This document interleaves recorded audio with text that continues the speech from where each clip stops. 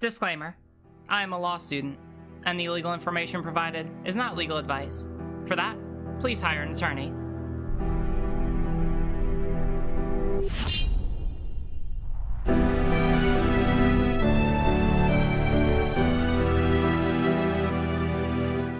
So we're going to start off with the first topic, which we only have two topics today, so we're going to actually have a shorter Hippy Dippy podcast than normal. It is just two simple topics. Why should or shouldn't you vote for Joe Biden, and why should or shouldn't you vote for Donald Trump? Let me start off with the rules. The first rule is, of course, nothing TOS. If you do anything TOS, it's an instant ban from the show. You'd be kicked off, completely gone. Second rule is during intro segments. That means the first period where people will be stating their positions. You get about 1 to 2 minutes to state your position on an issue, uninterrupted, where nobody can interrupt you. And if you do interrupt somebody, you will be muted. The same thing will be done at the end of the segment. Everybody will get a 1 to 2 minute period of time where they'll be able to state their position. And finally, one last time.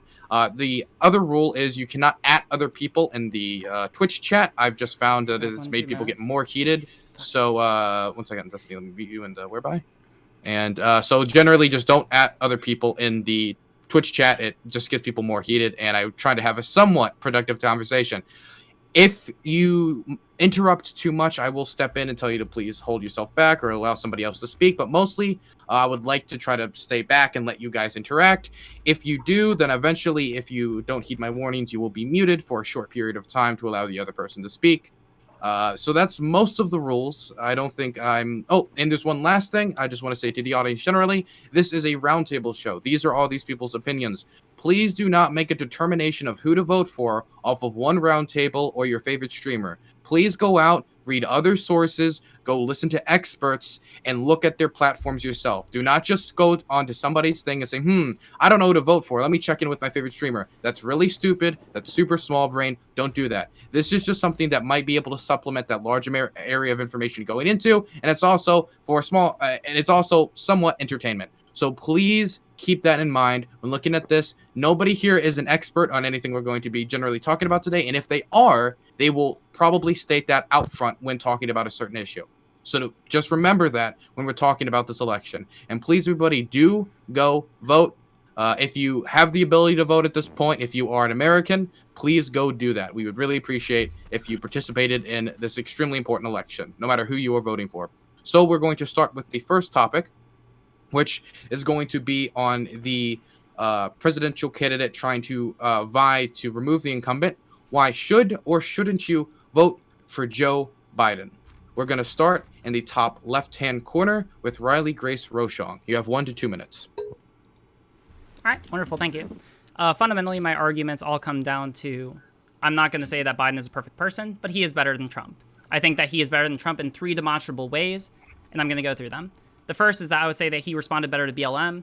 All that Trump needed to do fundamentally was to be able to pass a meaningful police reform through the Congress in order to be able to address BLM. He didn't. It's going to die in the Senate. And he could have gone down to McConnell and be like, hey, the George Floyd police, the act responding to everything that we've been talking about in BLM needs to be able to be passed so we can resolve all this. Go do that. And he never did.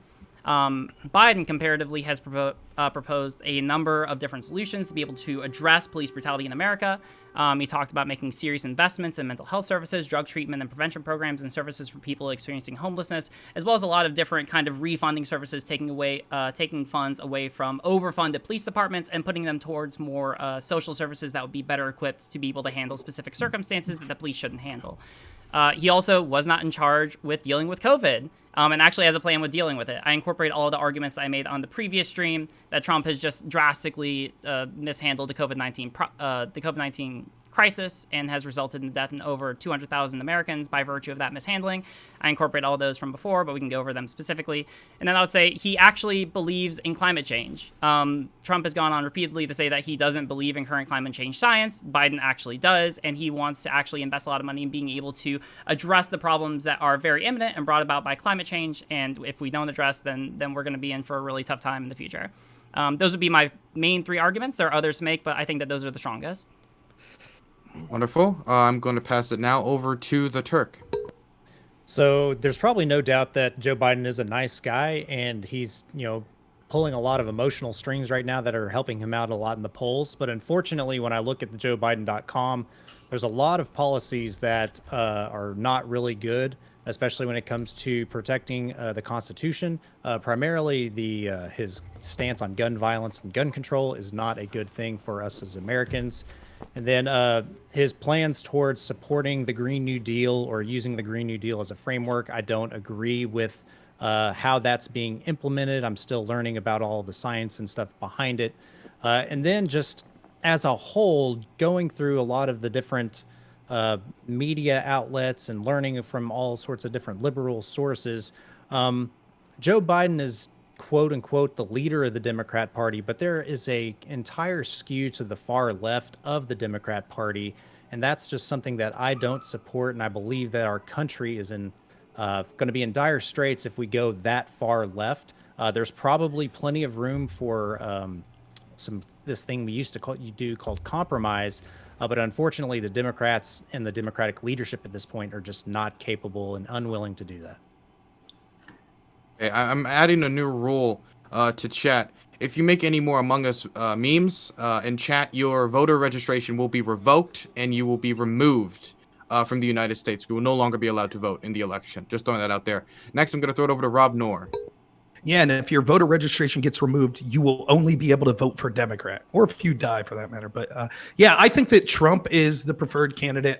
So let's start with why Biden is wrong, which was this area of the topic.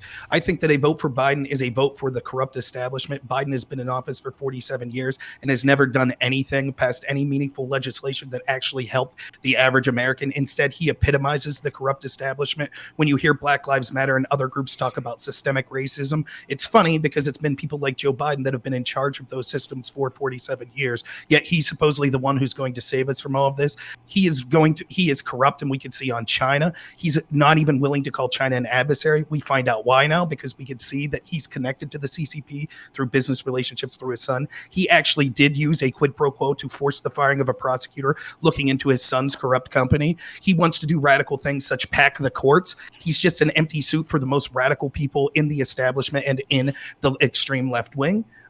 He is involved in corruption. A vote for Joe Biden is a vote for the corrupt media that refuses to even cover stories of his corruption. And this will lead to things like when Joe Biden gets us into the next foreign war, which no doubtably he will do, because we see the Democrats are now the party of refusing to pull troops out. So when we add troops around the world, you will not be allowed to criticize Joe Biden. Tech will censor you. The media will refuse to cover those foreign regime change wars, just like they did under the Iraq war.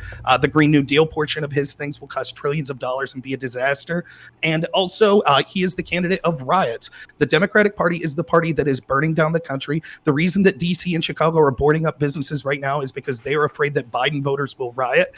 And Biden's vice presidential candidate, including some of his staffers, have actively pushed for bail for these people that were arrested for riots. So we should reject Joe Biden because the argument is vote for Joe Biden or we'll burn everything down. And I don't respond well to those sort of threats.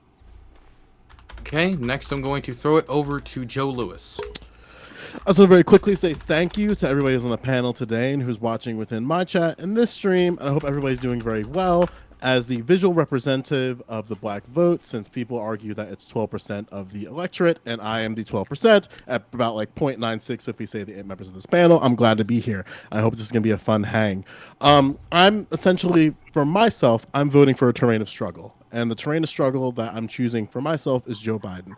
While you can agree that Donald Trump has done a few very small pieces of legislation that could be good moving forward, I do not necessarily trust his ability to have continual legislation that could lead to some type of change or even a passing of the torch that could be considered legitimate. I'm sure we're going to have plenty of time to talk about the First Step Act and then the Platinum Plan. That's going to be something for a little bit later. But my general gist is the three things that I'm looking for a candidate is a candidate that is going to protect and preserve all forms of civic engagement. That includes political activism, national service, environmentalism, and community service, as well as a candidate that's going to preserve the black vote. And while we can have a conversation for hours upon hours about why I feel Joe Biden would protect the black vote more so than Donald Trump, in interest of time, I'm just going to say that's why I'm voting for Joe Biden. Again, we're going to have plenty of time to talk about all of these things. Okay, next I'm going to be throwing it over to Counterpoints. Yeah, so basically, I'll, as the centristy person or whatever, I'll try to address both sides of the coin. So, why should you vote for Joe Biden? And it's going to be a return to the status quo. It's going to get the deep state back in line. It's going to make sure the presidency and the American political machine are in alignment. And then, Joe Biden should have a base level of competency. I can actually see why this would be the exact talking point that the, anti-establishment, conservative anti-establishment leftists would not like. But at the same time, I think we've seen kind of like the potential disaster that's come from having a executive branch and a, basically American political machine that are completely out of step and don't seem to agree on anything, which is why I bring up competency. So while I think there are other things, like, so for instance, I think, getting police reform through is possible. I also do, tip the hat to the conservative side that, basically there's other things that we're concerned about. The reason why I begrudgingly voted for, Joe Biden and not happily voted for him is basically because of some of those conservative talking points. I generally speaking don't like the perspective of Democrats on immigration. I generally speaking think that there probably is a sweet spot for taxation that sometimes Democrats go too far on. And then also any time that a Democrat talks about guns or gun control, I basically have a small fucking aneurysm. So it was really fucking hard for me to vote for Joe Biden. But hopefully I brought up a few of the reasons why you should, and a few of the reasons why I might be on the verge of having a stroke if gun control gets passed in the next 4 years. Okay, next I'm going to throw it over to Harkdan. Man, I'm not sure where to start. So I don't have a deep passion for the issues, I think, as kind of many of you guys seem to at this case. What I will say is that I have a unique situation, and I'll say that the number one reason that I want to have Joe Biden as my president, it's probably climate change, but the real reason that I want him to be president is I'm tired of hearing about politics. I'm tired of having a fucking lunatic in the White House. I want to be able to unfollow the president on Twitter and not worry that I'm missing some like crazy fucking like about to go to war with Iran every day. I'm tired of it.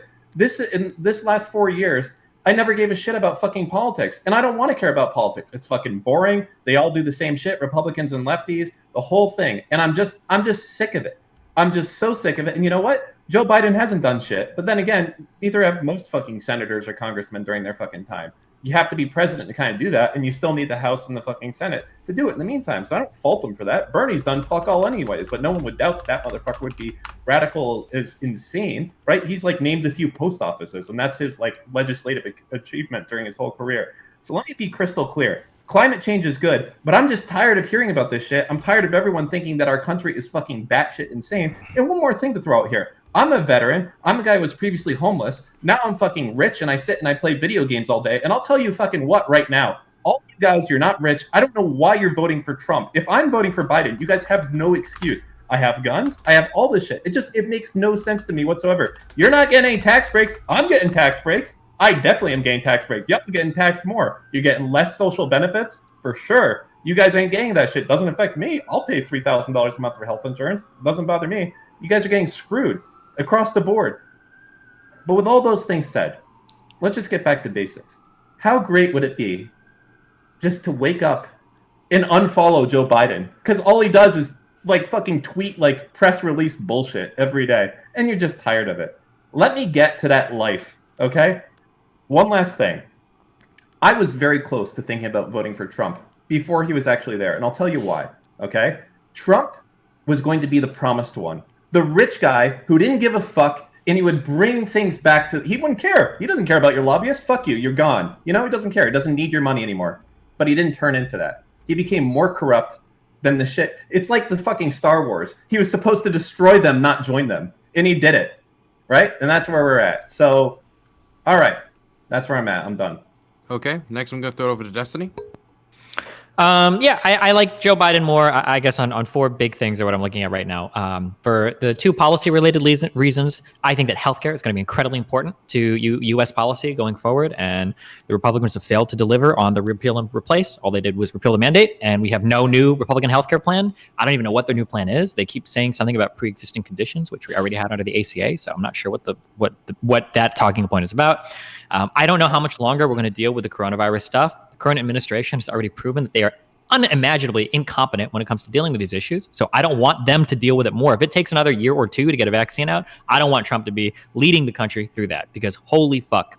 On two personal reasons, the personal debt that Trump has kind of makes me a little bit nervous. We have a lot of personal debt for $400 million that's coming to fruition, like in the following few years. I don't know if I want a guy making decisions at the very top with that much personal leverage, or other people with that much leverage on him. It might be a bad thing. It might be an okay thing, but it could be a really bad thing, which is enough to make me incredibly uncomfortable. And then in terms of leadership, Trump sucks as a leader, man. He's not good at unifying the country. He's not good at bringing anybody together. We had the most historic riots happening in the history of the United States, and they happened under Trump. Blame Democrats all you want, but Trump was at the head for it. And, like any good businessman knows, you can't continue to blame your subordinates. You can't blame governors or blame mayors for all of these problems happening under your administration. Take some fucking responsibility and fix these goddamn problems. And Trump has proven time and time again he's incapable of doing that. Okay, and we're going to finish the intros off with CTV, otherwise known as Critically Thinking Veteran. Thank you, Dylan. I want to say thanks to everybody for showing up tonight. Really appreciate getting to have the conversation. Being the last after all of these great minds is a bit daunting, to be honest. So what I'll say is that Dan seemed to kind of hint at the fact that he was a veteran and didn't want to hear about politics anymore. Brother, I completely understand. That being said,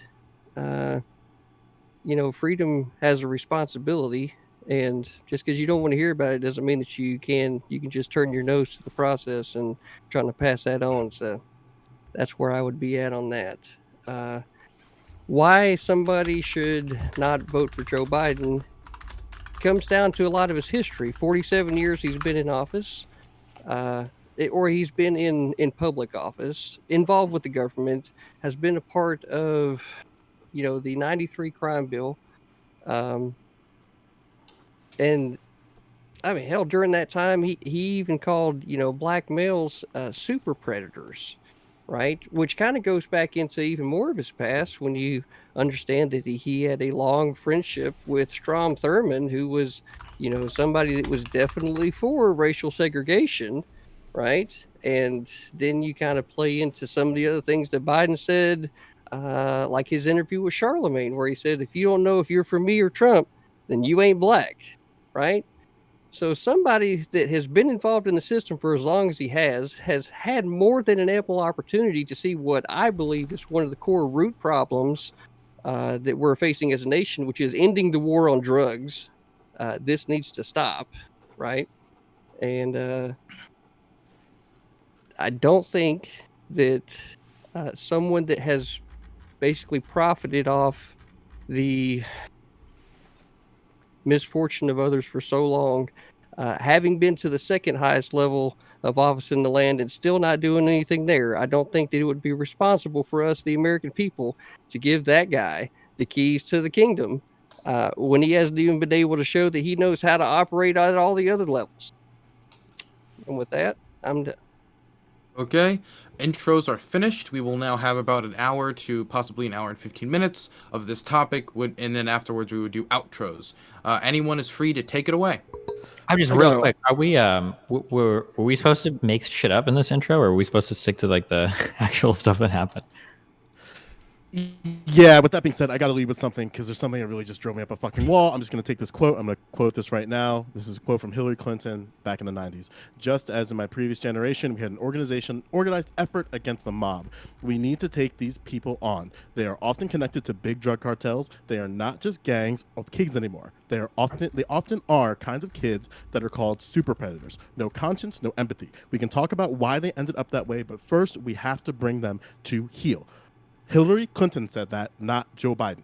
So we have to set that record straight. If we are talking about my fucking people, we have to set that straight from the jump. I will jump down everybody's fucking throat if they misrepresent black people. I'm going to say that now. So if you want to go down that road, we can go down that road, but tread fucking carefully because I will shove my dick down your throat.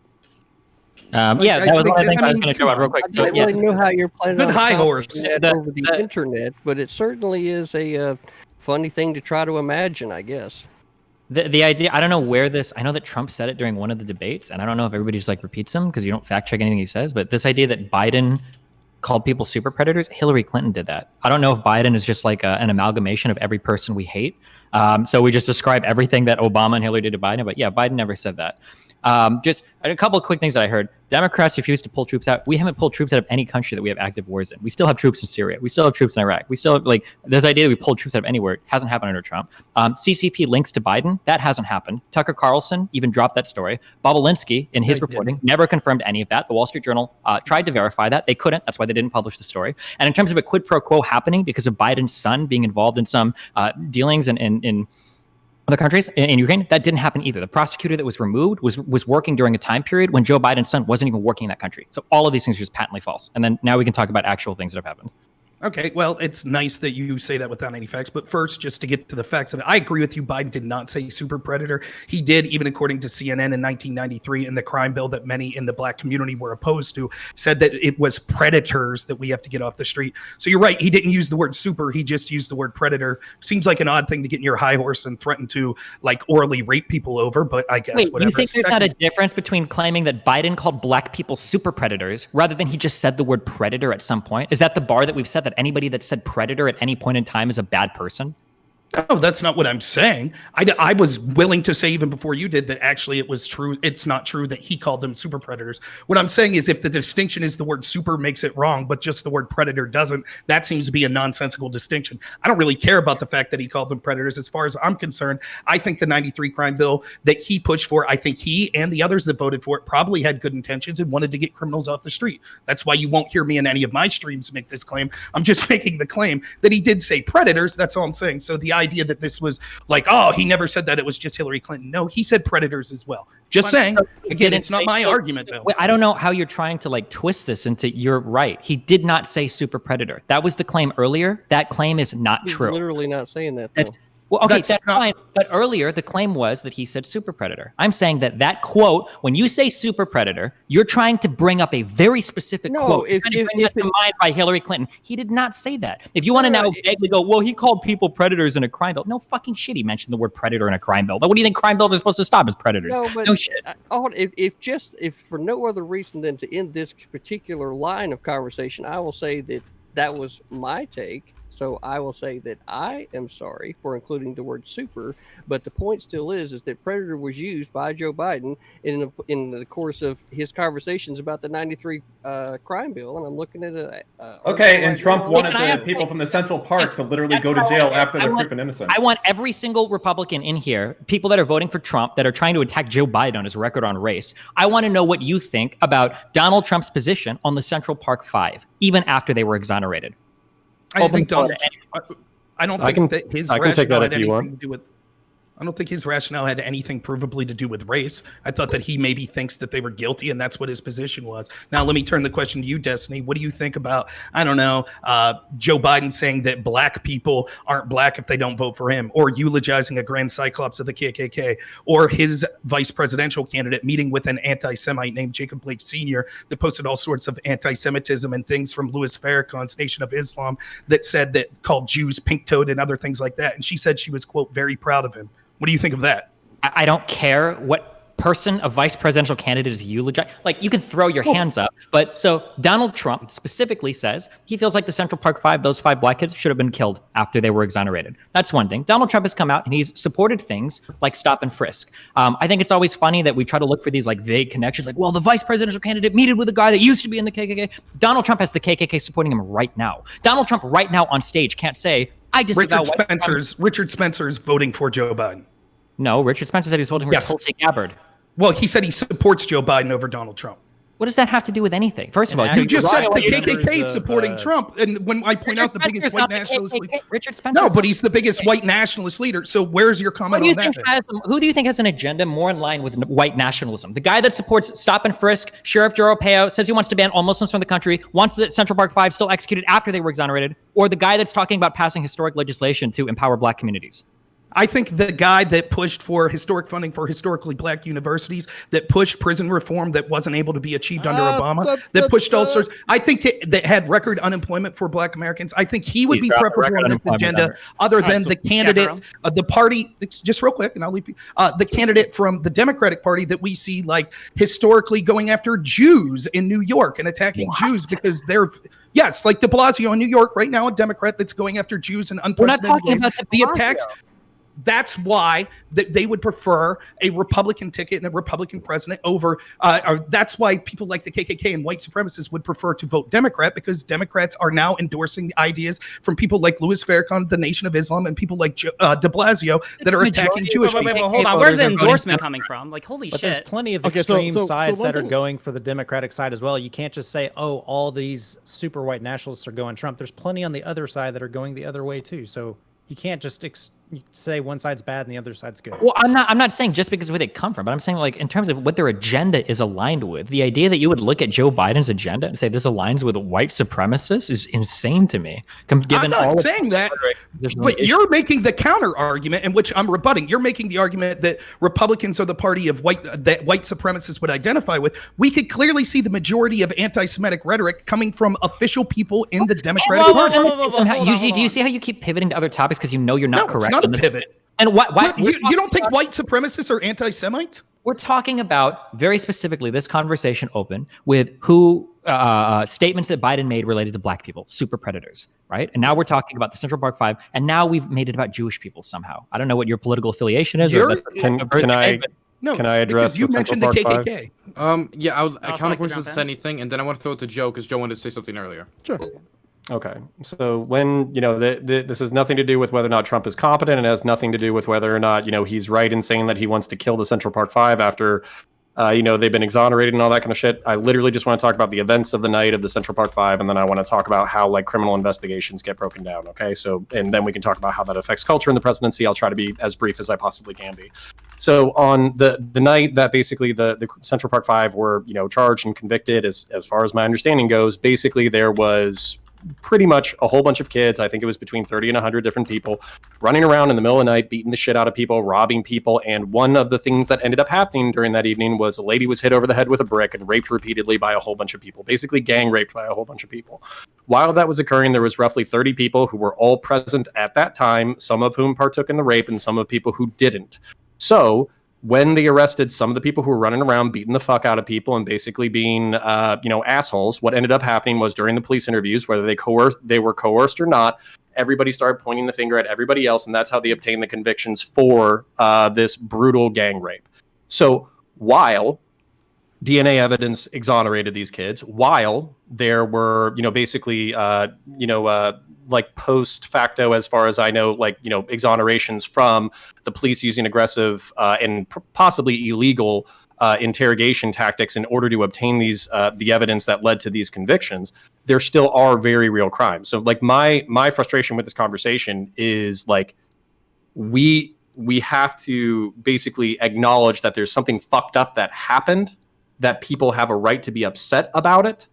No, we don't. That is absolutely not true. I don't have the right to be upset that a woman was. You don't have a right to use that with a brick and then raped repeatedly by a crowd. Not at the people that didn't do it. No. Okay. What if they were standing there, Destiny?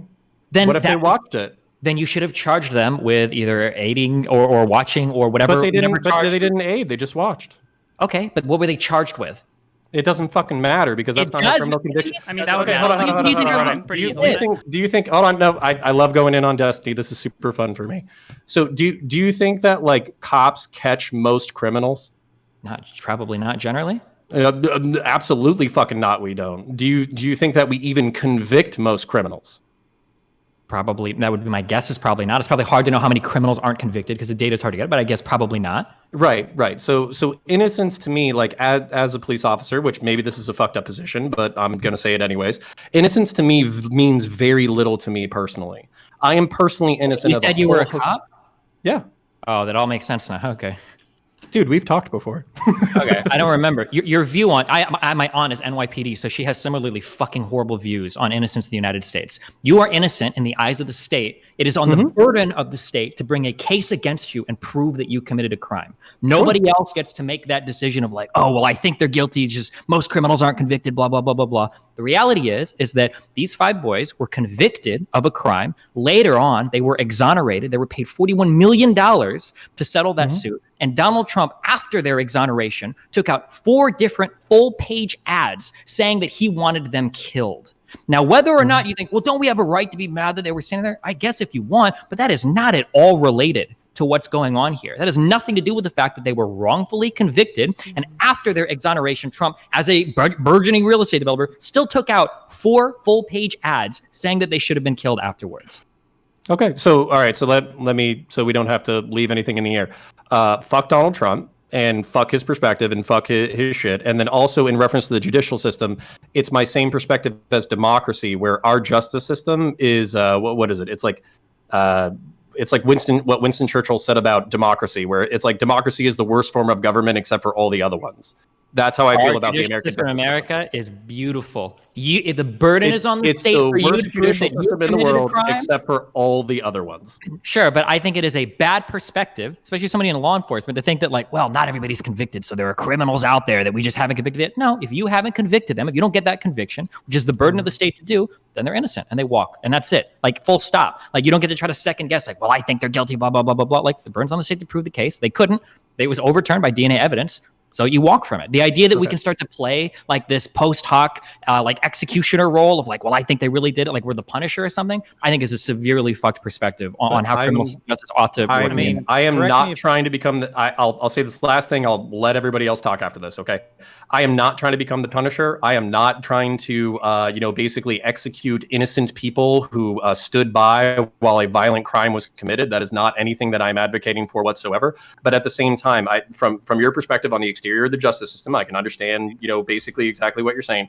But at the same time, you understand that like we only prove 50% of homicides inside the United States, that oftentimes we get convictions against murderers, not on the basis of homicide, because rarely will we ever have witnesses who will corroborate a homicide or a murder, but we basically convict them of drug trafficking charges over and over and over again. This stems back to the war on drugs. We don't get murder convictions, we get drug convictions. And these bullshit non-violent drug offenses that involve trafficking with higher level amounts, oftentimes those are pinned on drug lieutenants and drug captains who you can't tie to homicides because they're so powerful within their community that nobody will ever snitch on them, and they will basically execute the people who do snitch on them. So while I am for the American justice system, I think it's probably the best system that exists.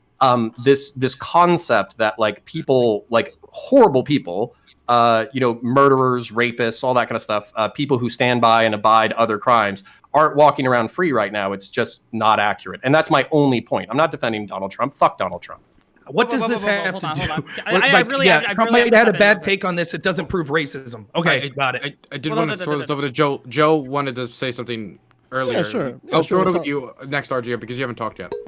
Yeah, sure. Let's talk about crime for a second. So just so we're clear, under the First Step Act, 3,100 federal prison inmates are out and they're released. Unfortunately, a vast majority of those are white, mainly because the system that they implemented called Pattern, which is an algorithm that's used to determine the likelihood of recidivism, is fucking ridiculous. The point system is ridiculous. If you are under the age of 30, you are more than likely, and again, like I highly implore you to look into the pattern risk assessment tool, because this is where a vast majority of my argument about this bill comes from. If you don't understand that, this is going to be a very hard claim, very, very hard to go through this conversation constructively. But I will say this.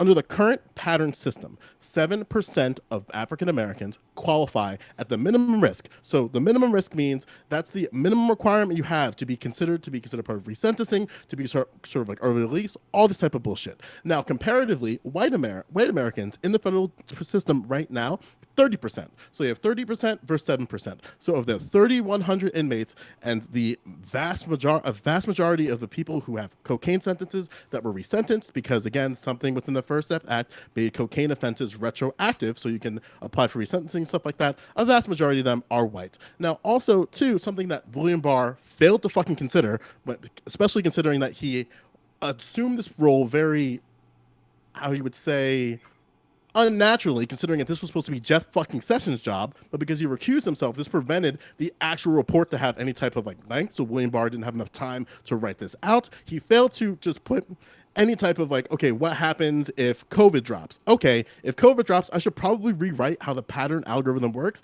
And he didn't fucking do that. He did a revision in January 2020. As we know, January 2020 is a really weird time when we talk about COVID.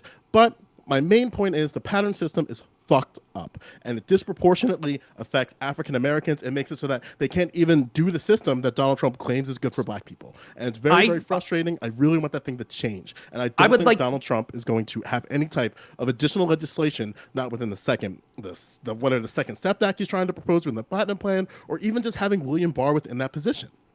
I would like to see your evidence from that. I mean, I'm not saying you're wrong, but I found evidence from 2019 that said the first year of the First Step Act, 91% of those released were black. So I would just like to see your numbers that say that the majority of people 91% of the people who were resentenced were African American, not released. All right, let me see what the article says. It's from The Root. I don't know if that's a good site. You can go to the Bureau of Prisons. They do a report every Saturday. They update report of the release pattern. There's also the, for lack of a better term, the actual report that William Barr sourced, which is where I get the numbers for pattern. All this is already out there through the assessment tool report. So I'll give it up to William Barr that the information is out there for us to consume and understand, but we cannot sit here and act like this is good for African Americans, because it's not. The pattern algorithm is flawed. I think perhaps the algorithm's flawed, but the fact that 91% of the people that benefited from the First Step Act were black, I don't think that you could put that as a knock on Donald Trump. Resentencing. But they still benefited, like getting a lower sentence. These were retroactive. Wait. Before getting into this back and forth, I think Riley was going to I was trying to give it over to RGR, yes. Yeah. It was on the point from earlier. We'll go back to that, Rob. Well, yeah, I mean, I was interested in following up on the point from Counterpoints, just because, I mean, like, if you want to talk to someone else who's worked in law enforcement, I clerked for the Organized Crime Division of the Attorney General's Office for Maryland. So, I mean, I did specific work on police reform. You said that normally, according to your understanding, that most people that you encounter are not innocent, right? Is that the way that you and most police officers that you worked with predominantly usually look at the situations that you're in? I'm just curious. No, and let me clarify. I'm not saying that most people aren't innocent. As a matter of fact, I would say even people who are in like high crime neighborhoods, the majority of them are normal, everyday folk who just work, do their jobs, do whatever, have families, do their own thing. Mm-hmm. When I say not innocent, I'm very specifically talking about basically I'm guilty of things. When I was younger, I was a teenager, I drunk drove. When I was in college and in high school, I smoked weed. I've been in fist fights. I've been, I've basically, I think I've shot guns in parks and basically like wildlife reserves where you're probably supposed to have a backstop and I didn't have it. Some of these are misdemeanors. Some of these are felonies. And basically I've never been caught. I've never been convicted. I think I was put in handcuffs once and it was for setting fireworks. So my point overall with that is not Donald Trump is good. The Central Park Five deserve to be in prison. They're actually guilty and secretly we should, line them up behind the jail and shoot them. That was none of my point. My point just being that basically just because somebody is not convicted, the system itself might deem that person innocent, but that actually has very little to do with their innocence. So while I think it's entirely possible that through DNA evidence, the Central Park Five are actually not guilty of, gang rape or rape. It's entirely possible that they were present at the time of rape. It's entirely possible that they were, running around with the same teenagers who were beating the fuck out of people and basically, robbing them and throwing bricks and shit. And there's no DNA evidence or witness evidence that's going to be, especially at nighttime, that's going to be reliable enough in order to obtain a conviction. So while these people don't necessarily deserve to be buried under the jail for a rape that they didn't commit, that really has no material bearing on the conviction or the prosecution or anything like that. And then also just, you working in the organized crime division, how many people did you get for murder or for homicide? Like was it almost none? Like here's the thing about it, right? Is that like statistically speaking, like I think that you're correct in the idea that like police officers, like generally speaking, don't actually catch like most of the people who are the perpetrators of crimes, right? Like, I don't necessarily disagree with you on that point. I think it's just very dangerous to employ like this kind of mentality that like, oh, most of the people who we catch are actually like guilty. Most of the people who do it actually do it, because like these are the kind of things that lead to instances of like police misconduct, police excessive use of force, police brutality, right? And like this is the problem that we have with a lot of like BLM, right? Is that like, and I'm not sitting here saying that like every single instance of police brutality is like the consequence of like direct overt racism. I don't think that every single police officer who like accidentally uses police use of force or excessive force against a person of color is like specifically doing like, oh yeah, I really want to murder this black person. I think that there's like a lot of complicated situations, but I also think that like the fact that we have not taken steps to kind of address like that mentality, like that exact mentality of like thinking that like, oh, I know better than like the court system, which really is the best way of being able to determine like the innocence or the guilt of a person who is who is who you are wondering who are trying to ascertain did a crime. Like, generally speaking, that's the safest thing that we could do, and we should really try. And yeah, I don't know. It just seems really weird that we aren't able to pass like meaningful police reform, actually addressing the fact that there are lots of people who are in these kind of positions who just assume the guilt of people who actually don't end up committing crimes. And I want to address your point, and then I actually want to address something for Joe too. So I just want to use this as an example. There was a drug lieutenant in the city that I worked in, who basically everybody knew was responsible for shootings and stabbings. Everybody knew when somebody was shot, it was, hey, literally this guy walked up to this doorway and this person owed him money, and when the person came to the door, he shot him through the doorway. We know, like the streets know this. Everybody knows this. They're talking about it, all that kind of stuff. Can we get a witness? No. Does the victim want to cooperate because he's still alive? No. Do we want to corroborate anything that's been going on? No. So basically, this guy gets to walk around in his own city with impunity, committing violence, and because police aren't present at the time of the violence, we're not convicting him. He's convicted repeatedly of basically lower level drug charge. Oh crap. You cut out pretty hard. I just don't know what any of this has to do with Trump Biden at all. Yeah, I do think. I wanted to bring it back. While this is like police reform generally, okay. I forgot. I didn't clarify this earlier. When I'm trying to talk, we're trying to bring us back over to the topic. Nobody else talks when I'm talking. Forgot to say that earlier.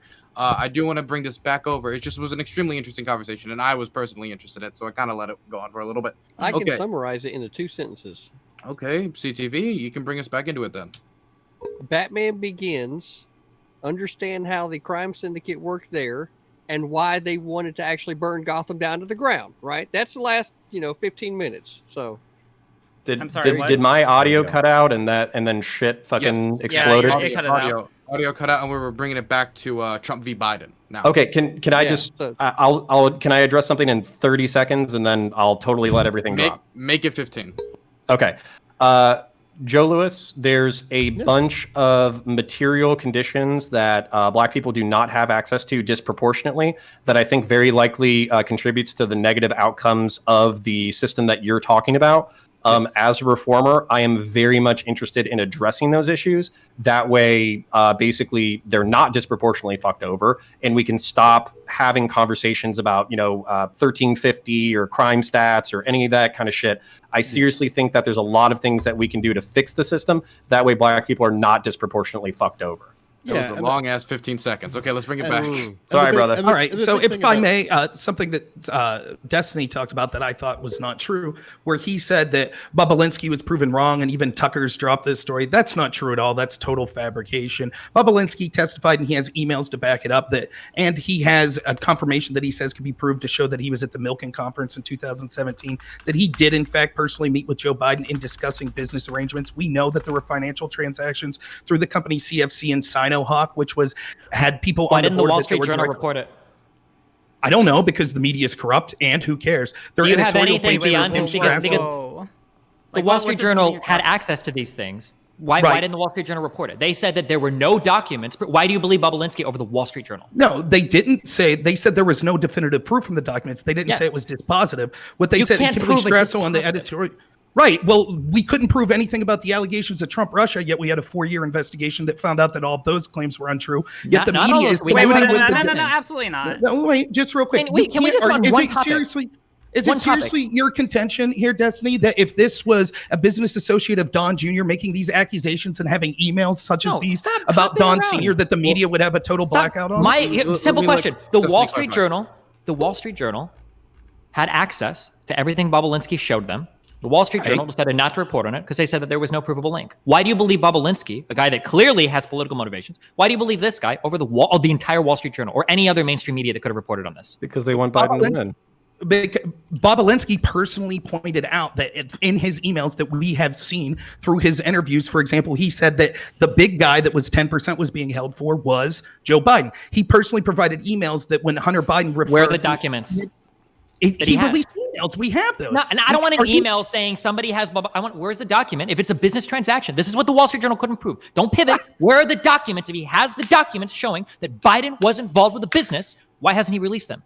Because it was the entire documents in the story that's being alleged. I find it funny that the Biden camp's defense is, well, look at our tax returns. Of course, when you're laundering money, it doesn't show up on your tax returns. No one is talking about that. Why are you pivoting? I'm asking Bobulinski, why didn't Bobulinski release the documents showing transfers to Joe Biden? The entire reason that first off, the documents show that people were going to hold the money for the big guy. So but nothing happened. Wait, Dan. Or Jim Biden. Aren't you rich? Yeah. Is all your money in your checking account? Huh? Is like okay, so Destiny's kind of contention is that because we don't have documents showing financial transfers directly to Joe Biden, we seriously don't think that our politicians are capable of laundering their money into smart assets that maybe aren't as visible as other assets. Well, I mean, there would still be documents for that. Sure, it doesn't usually all use shell companies or some kind of shady entity. Yeah, usually. Why was it not? You don't think the Wall Street Journal reporters wouldn't have known that? You think they were literally? Don't they want Biden to win? If I may, no, why would the Wall Street Journal was considered center right leaning? What are you talking about? Because nobody likes Trump. Oh my God! The conspiracy? I can't say anything. Okay. Because the Wall Street Journal was just reporting on the documents they had. Yes, Bobulinski admits that he first found it troubling when he started to put in good governance systems that when he brought this to Jim Biden said that they needed plausible deniability. And the entire argument is Bobulinski was upset when he found out they went around him. He was trying to do things in a legal manner and thought that it was incredibly sketchy that Biden was willing to take money from the CCP. But it was fine. It wasn't. That's not true. Bobulinski have access. You can talk around like 50 million conspiracies about who said blah blah blah blah blah. But the reality is that, and I know this because I know Trumples. If there was any evidence of this being true whatsoever, Fox News, the Wall Street Journals, and honest to God, even the New York Times and the Washington Post, although I know you don't believe it, but at the very least, Fox News and the Wall Street Journal would be screaming this from the rooftops. We would have evidence from documents showing transactions to entities that are linked to Joe Biden. Full stop. That would be it. We would have it, and we wouldn't be sitting here saying, "Well, he talked to one guy, and that guy said that they wanted plausible deniability, and then they went around the blah, blah, blah." There's a reason why you have to obfuscate your message because you have no evidence. And that's why at the end of the day, the only pivot you have is, well, all of the media is corrupt against God Emperor Trump. That's it. Okay, wait, I wanted to RGR wanted to jump in 10 minutes ago. Rob, I do want you to be able to respond to that, obviously. But I wanted to see what RGR had to say because I don't want her to lose whatever she was going to say earlier. Counterpoints, I saw you raising your hand, but you got to have made a comment early. RGR hasn't got to speak yet. Yeah, I mean, I was just interested because, right now we're talking about a case which, in my job, I haven't looked into it as much as y'all, but it sounds like primarily what's available right now is hearsay, right? That's kind of evidence that you're relying on. If this were to be presented in the court of law, this is a statement this is an out-of-court statement being used for the truth of the matter asserted, right? So what I just want to know, I'm really, just a couple of really quick questions, right? I want to know if we're applying, the same kind of standard where we can rely on what would, in a court of law, be fundamentally inadmissible in, other instances. Are we fine with the idea, how do you, I want to know how you all feel about, the fact that he was an unindicted co-conspirator to the conspiracy that Michael Cohen was already pleaded guilty to. The fact that he offered the Ukrainian president $400 million worth of support from the Justice Department for investigating Biden. The fact that he punished whistleblowers who brought it to the public's attention by firing him. The fact that he was impeached. All of these things, right? You are literally trying to say oh, well, we don't have that much evidence for, this instance with Biden. But then with all these other instances, I see people doubling over backwards to say, oh, there's no way. Oh, there's no way that he could have done any of these things. That's fake news. That's fake news. Oh, yeah, I got you. Okay, Rob, I want you to give you a period to respond to that. And then counter right after. Yeah, I'll respond to all of that. So, for example, what we did have was, for example, we had massive investigations into Trump for all those things, didn't we? We had massive media attention being paid to all of those things. So, for example, we know that the FBI had errors or omissions 17 times that used a Russian spy's disinformation, someone that they investigated as a Russian spy in 2009. Over 17 times, they knew that that evidence was paid for by Hillary Clinton's team. They knew that it came from a Russian spy, and they used that to spy on Donald Trump's campaign and people connected to his campaign without ever verifying it. So why in using, and I assume that all of you were good with the Mueller investigation and good with the FBI investigation. So if that unverified information paid for by Hillary Clinton, disseminated by a Russian spy, was good enough to have a 4-year investigation into Donald Trump and to have the media cover the story 24/7 for 4 years, why is the media refusing to cover a story with far more credibility, far more direct evidence, and a far more visible and transparent whistleblower than that situation? Because there is no evidence, and that's why anytime I ask you, where are the documents, you don't see it. If you think there's evidence, why not bring him in front of a jury and have him testify under oath? For instance, like Sondland did, our EU ambassador, the guy that was a centerpiece in proving that a quid pro quo had existed, that Trump was impeached for when he was threatening to withhold aid from Ukraine, in response to them trying to investigate Biden. Like, that's a guy that testified under threat of perjury, so why not get Bob Alinsky to do it? That was an alleged quid pro quo, which was never proven, but we have a confirmed quid pro quo that was offered by Joe Biden that fired the prosecutor that was looking into the company that was paying him $83,000 a month. Trump's fired multiple prosecutors for looking into people who are related to him. What about that? Do you not care about that? The FBI director, he literally got rid of him for heading that investigation. Guys. Yeah. So the allegation is that Trump must be bad. I'll let Rob finish, and then I'll throw it to you, counter. Promise. Trump must be bad because he did an alleged quid pro quo that was never proved to look into the corruption of Biden. But Biden using a confirmed quid pro quo to fire a prosecutor that was looking into the company that was paying his son $83,000 a month, that was perfectly legitimate. That wasn't even the same company. This wasn't even the same company. And this guy was being called for by both sides of the U.S. government, Republicans and Democrats, and the UN. This guy was, or the EU. That's irrelevant. Okay, It's not irrelevant. I didn't unilaterally change that. Sorry, I'm done.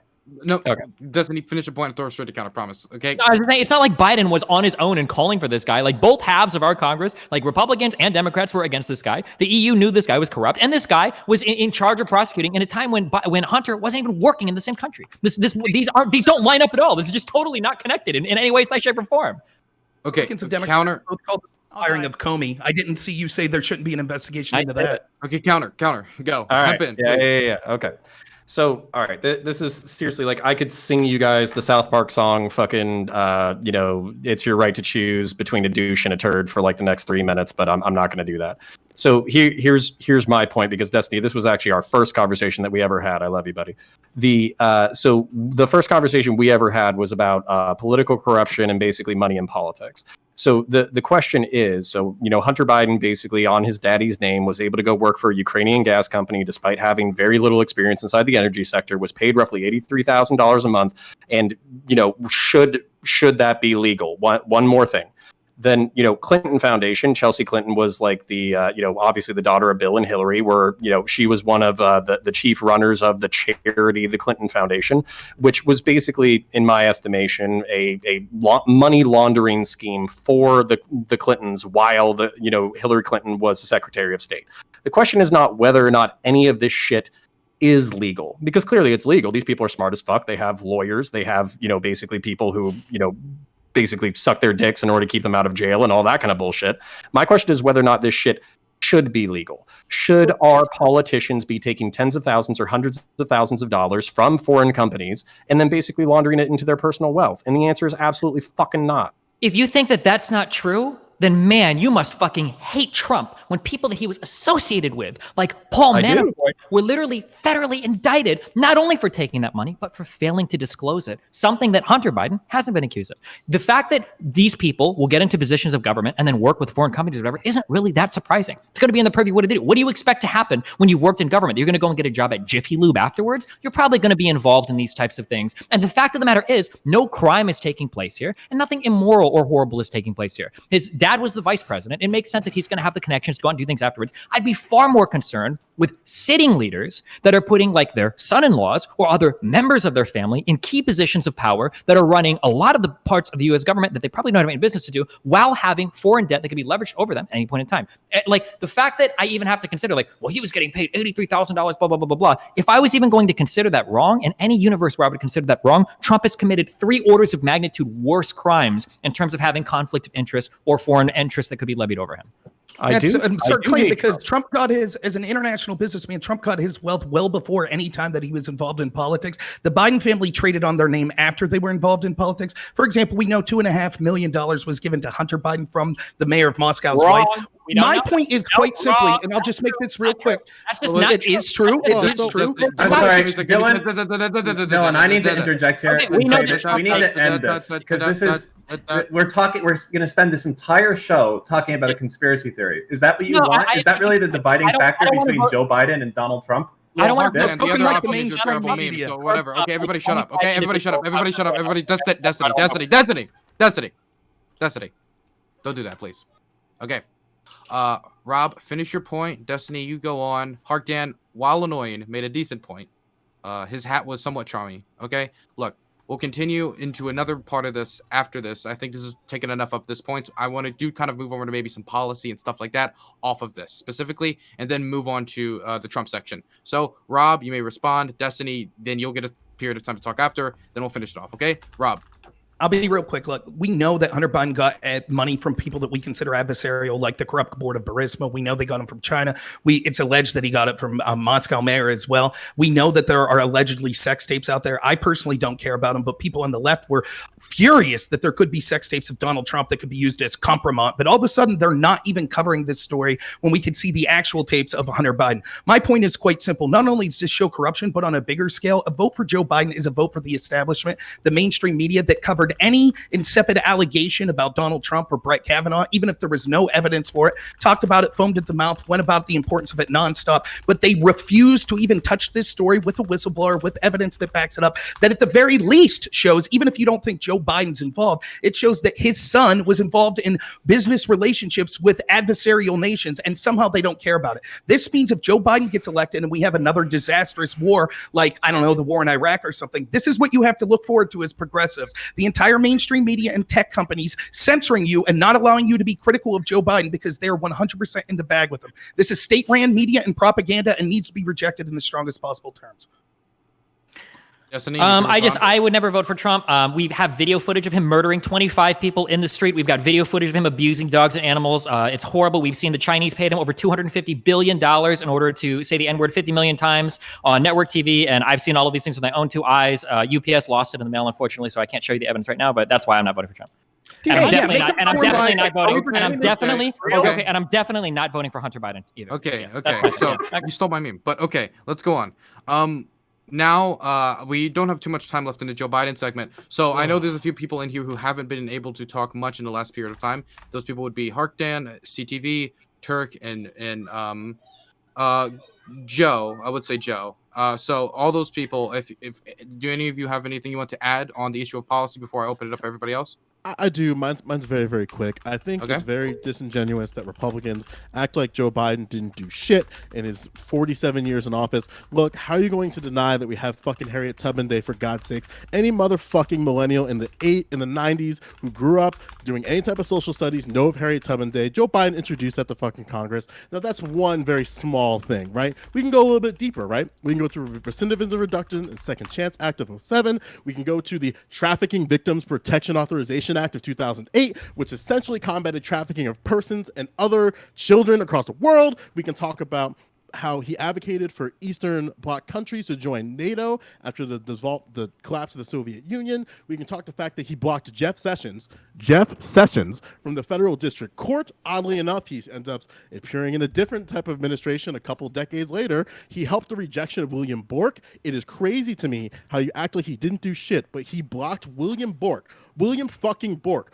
who is like are like fucking. What the fuck is that woman who got elected? It's like that woman on steroids. This dude is a fucking originalist, a open racist, and I'm so glad that motherfucker isn't on the Supreme Court. Joe Biden is responsible for that, and on top of that, he oversaw RBG. All you white fucking liberals who are crying about her death, well, Joe Biden's fucking responsible for that shit. So it's like, at the end of the day, you can't sit here and act like he hasn't done shit. That's fucking ridiculous.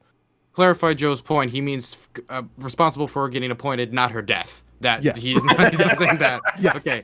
I'm Is a there little anybody amped up on Red Bull? You feel Okay. me? Is there anybody else who hasn't talked that much that want to say something quick before we open up to everybody else? Yeah. So, Yeah, sure.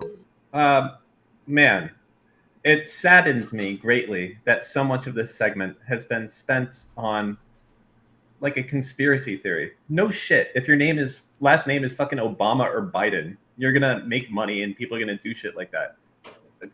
Yes, obviously, I'm sure. But look at Trump.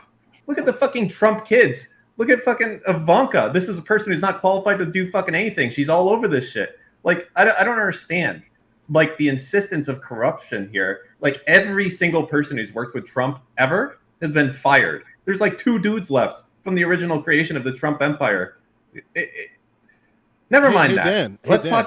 talk about helping poor people Yeah, or Dan, people real in the quick. middle class, right?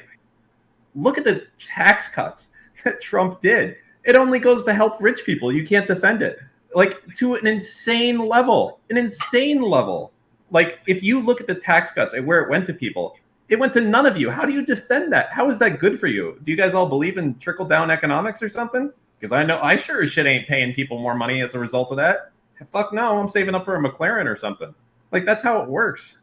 It's just, so much of this is crazy. And all these policies, I'll give you this. Politicians, for the most part, they really don't get shit done across the board. The thing that you can just rest on is just climate change. You know, the best part is climate change now is so strong that I just love asking people who are obsessed with Trump if it's real. And then they say no. And then you know that they're a fucking moron and you can just disregard everything they say. So that's the thing I really like to do here the most. Ask these guys if climate change is real. They're going to be like, well, you know, China did a lot of it, and that's why we left the Paris Accord. We weren't doing a lot. So let's just do that. Let's just go there, and the fact that literally Trump is making it so my kids won't have a fucking planet in the future. And then we can hear all these guys saying how it's not real. And then you just know to disregard everything they're saying because they're lunatics. They don't listen to scientists and instead listen to fucking Republicans in Kentucky. How real is climate change? Can you provide me so some links to source and stuff? Well, I can provide it's you real. some, we have a few Republican senators so who, smart. You've got lots of yeah, I money. have a few wanna see Republican links. senators who say it's not real, and I have No, I like want 7 you to send scientists the total. information. You want me to send you Yeah, I information want you to that send me climate information. science is You're real? claiming that Do you think there's a we, the cabal of Republicans- fucking scientists out there, and they're like all Democrats trying to like fuck No, over I everything? Just send him the wanna see NASA. Send him the NASA I'll- picture. I want to see the information that you're citing, and I want to see it. It's like debating flat earthers. You guys think the Earth is round, right? Do we have a channel on it's- this? I mean, I think that Yes. correct me if I'm wrong, Turk, what you're saying is like, what is the significance of climate? Okay, I agree climate change is changing. The question is how fast, what are the impacts of it? What are the solutions that will work? Do we have enough time for those?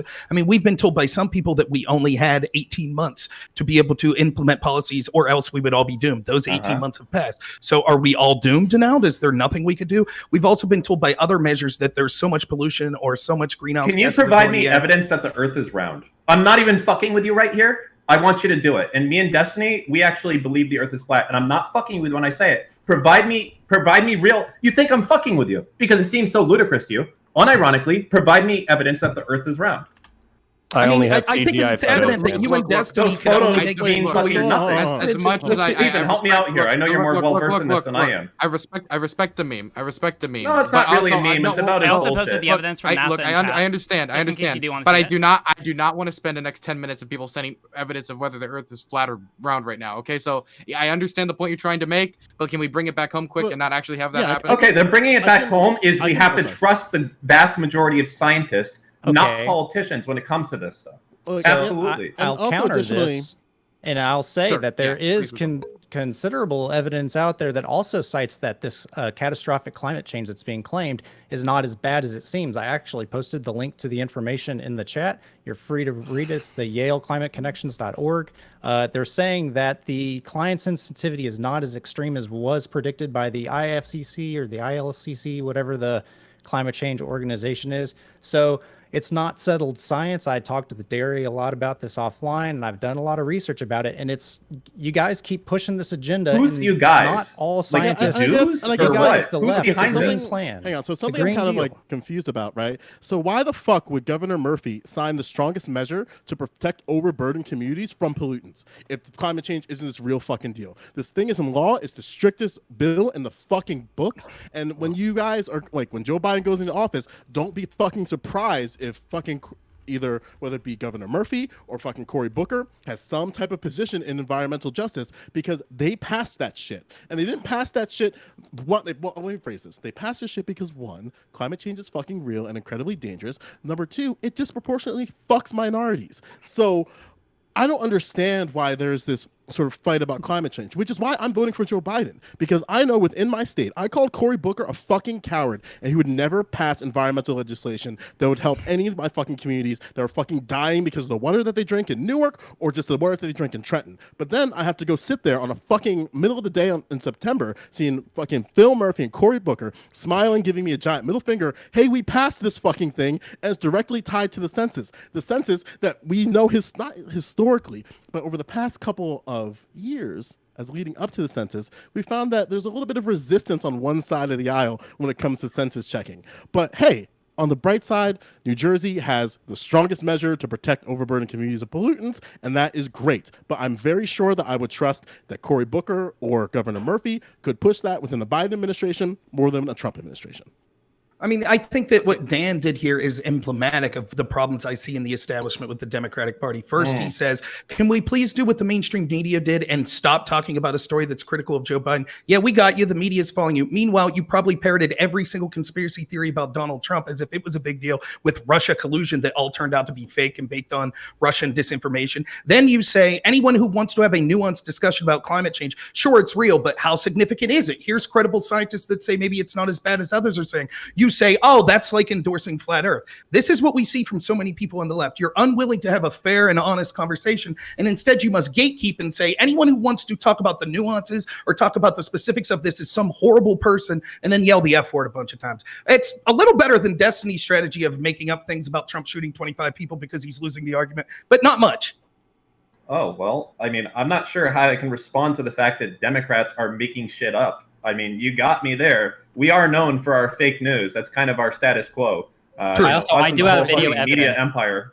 Just saying. Can I also I ask? have I'm the looking video at the of it. evidence. I'm looking I at do want the. to Coming in go the to mail right now. RGR's. We get together on Yeah, Friday yeah. on Discords and discuss how we're going to hold down Republicans. I'd invite you, but I don't know if you have the right, stuff to get. Hey, it. I'd make You're gonna lame add me to jokes that too group if I chat, was okay? getting blown out of the water. So RGR. it's your good job. Wait, Yeah, do you yeah, want to yeah. bet on the election? Sorry, I'm turn. Okay, done. RGR, please. I'm sorry. That's not what I'm saying. Okay. So So, you hey, don't wanna listen. bet I on actually. the- All right. on Listen. the No, like I.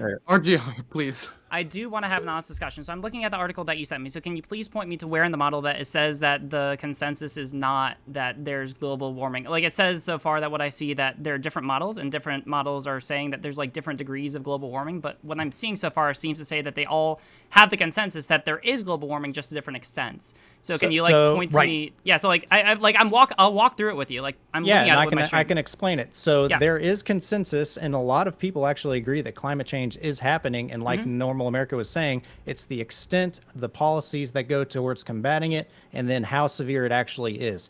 The link that I sent is actually showing that as people are modifying their models, they're seeing that the actual climate sensitivity, meaning as we double CO2, the impacts of climate change do X, Y, and Z. If you scroll down towards, I think it's the middle, there's a chart using the IPCC AR5 range, CMIP models, and the CMIIP models. As they're changing the models to do things, the variance in the degree of the climate sensitivity is increasing. Thus, it is not settled science, and I'm really tired of people saying that since I'm a Trump supporter, I'm a very ignorant and not smart person. That's it seems not like there's true. settled science that it is increasing. It's just the question is to what degree. right? Like and, if the consequences how like significant it is. all right, well, if the consequence is that we still need policy to to respond to it, then I don't really see how this is a material difference. That's a good debate, because it could be, we need to get rid of all of our fossil fuels by the year 2050, a la the Biden plan, or we could start to shift our resources towards natural gas, which is a much more clean, efficient fuel, or start increasing our reliance on nuclear energy. There's plenty of solutions that could. Well, they're not going So to. Trump said talking climate change is a liberal hoax. Yeah, like are we talking about the Dylan, Trump I saying fucking Trump hate doesn't this. believe in science at all? Like, I mean, like I understand that this might be like the best like good faith argument that you could make, but like Trump is like leagues away from this. Like he's gone on the record to say that he just doesn't believe that science doesn't have this shit figured out. So right? we should just say by the year 2050, we're just going to be rid of all it's better to have burning like fossil fuels. it's better to have some plan than literally no plan at all. Like It's he's better to literally have pretending. honest discussions with people and using accurate data We instead know of it's going all the way happening. off to the extremes. Okay, We so know it's ma'am? happening right now. Okay, so Counter wanted to say something for a second. Please. So I'll throw it to him. Please, for the love of fucking God. Okay, so just specifically in reference to climate change, obviously Biden will be fucking way better, as far as like actually implementing government controls in order to assist people, investing in renewables, blah, blah, fucking blah. But I do have friends who already work in the fucking energy industry, natural gas in particular, and basically the energy industry is already projecting and looking out 30 fucking years, and they basically see that renewables, I forget what you fucking call it, but it's basically like I don't want to say like a perpetual motion machine, but it's basically like a hydroelectric dam or some shit that like relies on momentum and the river to build something that basically like can help out.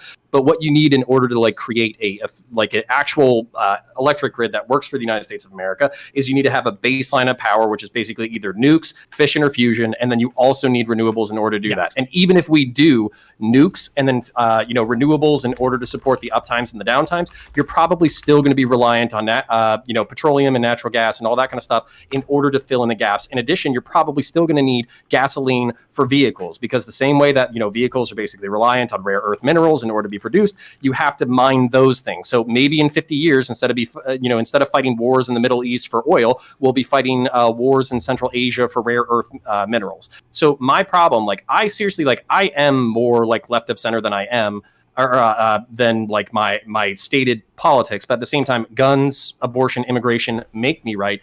And then one of the main reasons why I always go after leftists and liberals is because they always think they're so much fucking smarter than they really are. And there are smart people on the right, and they do have good arguments, and there are steelmen to the positions that you constantly shit on. So while Dan, I appreciate the fact that you're a rich motherfucker, probably richer than I can ever imagine, I really wish that there was a certain anarcho-communist here. That way he could take you down a peg as well. Me and Vosh, I've debated with him before. I'm not sure what that's I kind of want to take. And it's not a fact that uneducated probably white wiped your men head on without a pike. college degrees and without high school diplomas almost entirely vote for Trump. So if you want to talk about what his base is. The reason it's funny, because when we talk about how bad the polls were in 2016, one of the reasons why they were so off is because pollsters underestimated severely how fucking stupid the average Trump voter was. Education ended up being such a massive predictor for the election that a lot of the pollsters missed. It was one of the largest missed things that actually happened. On the first, and it's spoken like a true ivory tower. Education does not impart intelligence necessarily. It's so ridiculous. Rob, give me a second. We have to pass this around to 3 people, because we're going to have to wrap this topic up. We're going to start that with Rob, then Joe, and then CTV. You have barely talked this segment, so I wanted to make sure you got a piece of time to talk before we did closing statements. Or if you just wanted to wait for closing statements, you can do that too, since, I'm kind of putting this on you right now. Rob, you can start. Yeah, I just think that arrogance from Destiny is just so telling. I wonder if we would also talk about people that are stupid in communities that traditionally don't have education opportunities, like Hispanic or Black communities. Going to talk about how dumb they are as well? Or is it just Trump supporters that you reserve that for? Now, on to the question of climate change. You want? Yeah. Sure, go ahead. Let's hear you talk about how stupid people in the Black community are. Go ahead. If any of them come out opposed to vaccines, opposed to climate change, opposed to wearing masks, opposed to other basic settled science, I would say the exact same thing. So that's shirking from the argument you originally made. You said that intelligence was tied to vaccines. Educational opportunities. So now you're changing that. So I get it. I know why you would do that. Now, specifically on climate change. I'm sorry that I own the position. I'm sorry that made you uncomfortable. But anybody that opposes basic settled science, if a Black person or a Hispanic person said, I don't want to vaccinate my kids, I don't want to wear a mask, I'd call them an uneducated dipshit. Drag them. So I would say I'm a Trump supporter, and I seem to be quite intelligent compared to you, at least. So I don't know what you're referencing there. But anyways, when we talk about specifically dumb is not one of them. Okay. I said we're going to wrap this up. So Rob, If I for the could rest of just your real quick statement, yes, please finish, but do not address anybody else so I can move it to the next person afterwards. Sure. So with climate change, yeah, I agree with what Counterpoints is saying here. And here's the issue. The reason that the severity of climate change is important to look at is because we don't want to adopt the most radical possible policy, such as the Green New Deal, that would cost hundreds of trillions of dollars. In that bill, specifically the one that AOC has put forward,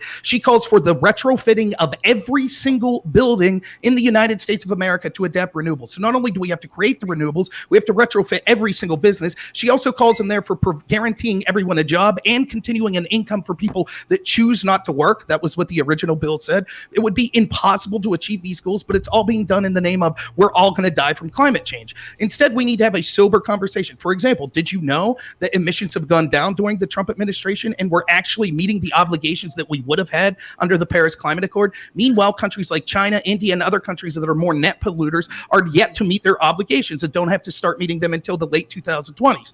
So this argument that it's just he also solved school shootings too. There's been like none of those in 2020 at all, dude. We gotta keep going, please. Okay, next interruption will be muted.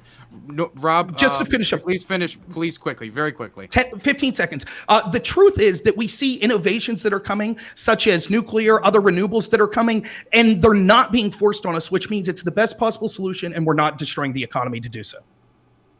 Joe, you're next. Yeah, I just think I'm going to talk about the crime. Again, we're going to talk about this a lot in probably the next segment. But something that really confuses me is that mainstream conservatives and the GOP at large really want to harp down Joe Biden's throat about the crime bill when all you guys need to do is go back 4 fucking years to the Crime Control Act of 1990. That and I'm going to just list it off here. It had the Victims' Rights and Restitution Act. It had the Victims' Child Abuse Act, the National Law Enforcement Cooperation Act, National Child Search Assistance Act, Gun-Free School Zones Act, Mandatory Detention of Offenders Convicted of a Serious Crime Act, Financial Institutions Anti-Fraud Enforcement Act, Federal Debt Collection Procedure Act, Criminal Victims Protection Act. My point here is you guys want to harp so hard about Joe Biden and the crime bill when his only job of that was to just make it Senate digestible. And even with the Senate digestible, because O.J. Simpson decided to murder his fucking wife, allegedly, we have the Violence Against Women Act of 1994. So while it's very easy to dunk on the crime bill, you have a clear dunk and you only have to go back 4 years. But unfortunately, I would love to have a conversation of shitting on Joe Biden for the Crime Control Act of 1990. But conservatives have this giant fucking boner about the crime bill of 1994. And if you want to say you're for black people, you got to be encompassing of all the problems that we have. I've been shouting to the hills about this fucking Crime Control Act down Cory Booker's throat, down Governor Murphy's throat, and they are at least perceptive of the idea of, hey, we should probably fix these fucking bullshit crime laws. And then fucking Donald Trump shoves another one in there. So I don't really trust that Donald Trump is going to be the lone saver of criminal justice reform when even when the Platinum Plan, when every single person who writes a single law understands you don't put the word black in any legislation because you're not going to get conservatives to agree on it. You're not going to get liberals to agree on it. You're not going to get anyone on the left to agree on it. Just fucking remove black. But then he's like, the Platinum Plan is going to help black people. You really think that's going to cater to your base, son? And also, like, oh, God, there's more to it, but yeah. Okay. CTV, did you just want to wait to your ending segment, or do you want to say something now? I think really that was the perfect time for me to come in. Because nobody really has touched on the war on drugs. And since Joe's going to continue to,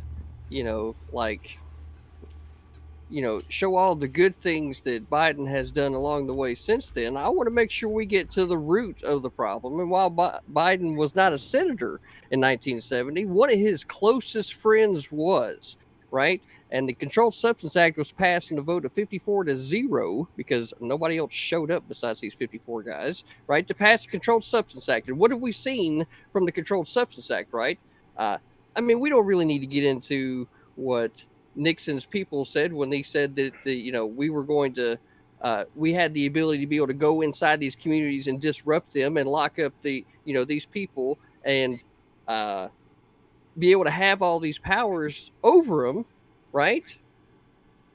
They did that knowing that they were going to be able to screw with black people, knowing they were going to be able to screw with Hispanic people, and they continued to do it year after year after year, and they're still fucking doing it now. We got riots in the streets, right? So to me, it seems insanely disingenuous for you to say, oh, well, he's done this for us and he's done this for us, but it's all of a result of what he and his ideology would have him do, which is put the Controlled Substance Act into place, which allowed all of these communities to be marginalized. So to me, it's all fucking nuts. Well, it is all. It's very nuts. I agree with you, CTV, Well, and also too, like even Joe, when you look at Joe, would We'll you drop it. be fine with? Well, you'll have a 1 minute period during the ending if you want to respond to that directly. Absolutely, yeah. Okay. Yeah, let's keep the ball Wonderful. moving. Usually it's 1 to 3 minutes, but we're gonna actually have a hard barrier on this one. You get Sure. 1 minute if you go over at all. For anybody on here, we're gonna cut you off right there. So For try sure, to man. be careful with your time. We're gonna throw that out for everybody. RGR, you're gonna start us off, and I'm gonna actually chat is bullying me so much. I gotta go cry in the bathroom, so I gotta step away for a second. So Mr. Geek, my co-moderator, is gonna take over for a second. Okay. Wonderful. Yep, wonderful. Mr. Geek, you'll guide them around after RGR gets her 1 minute. Please be strict with the time limit. All right, I'll try to be brief. So there's like two things I want to talk about, right? First, I mean like climate change. So really, I don't think that we've heard any evidence that there's not climate change. The only compelling evidence I've heard is that like, oh well, it might not be to the worst degree that we actually expected it to be. But in either situation, it's better to have some plan than not. And I'm not going to trust a president who literally just denies science and doesn't believe that climate change is happening at all, right? That's clearly bad. And even if you want to say that the Green New Deal is too extreme, it's better to have someone who's actually going to do something or try to do something than not do anything at all. Secondly, when we're talking about like conspiracy theories, right? We have to consider what in the law we would call like matters of weight and admissibility, right? If you have a conspiracy theory, and usually conspiracy theories are conspiracy theories because they have very little weight or very little evidence that goes a little weight, or it would be evidence that would like be blatantly inadmissible in trial because it's not inherently trustworthy. Hearsay is categorically inadmissible except for under certain circumstances, and even then the weight of them is going to be extremely small. So I'm going to trust like instances where we are able to have a much higher degree of weight, especially like when you have, for example, an investigation conducted by the FBI into the actions or into the relations that a president has with other people and how that may have affected an election or how that may have affected his presidency, compared to something which has only a couple hearsay examples to be able to go off of. One of them has much more weight, and that is what I think makes it more credible logically. Thank you. All right. The Tuck. Yeah, so one thing before I really close is I would really suggest people to actually go and read the words of the actual ad that Trump put out back in the 80s regarding the Central Park 5. It's as relevant today as it was back when he posted it. But why I don't think Trump would be a good candidate and why you shouldn't vote for him. The Joe Biden tax plan is not a good thing for our country. Taxfoundation.org. About 1.9% decline in after-tax income for all taxpayers on average. The GDP will go down by 1.62%. Capital stock will go down 3.75%, and full-time equivalent jobs are expected to go down 542,000.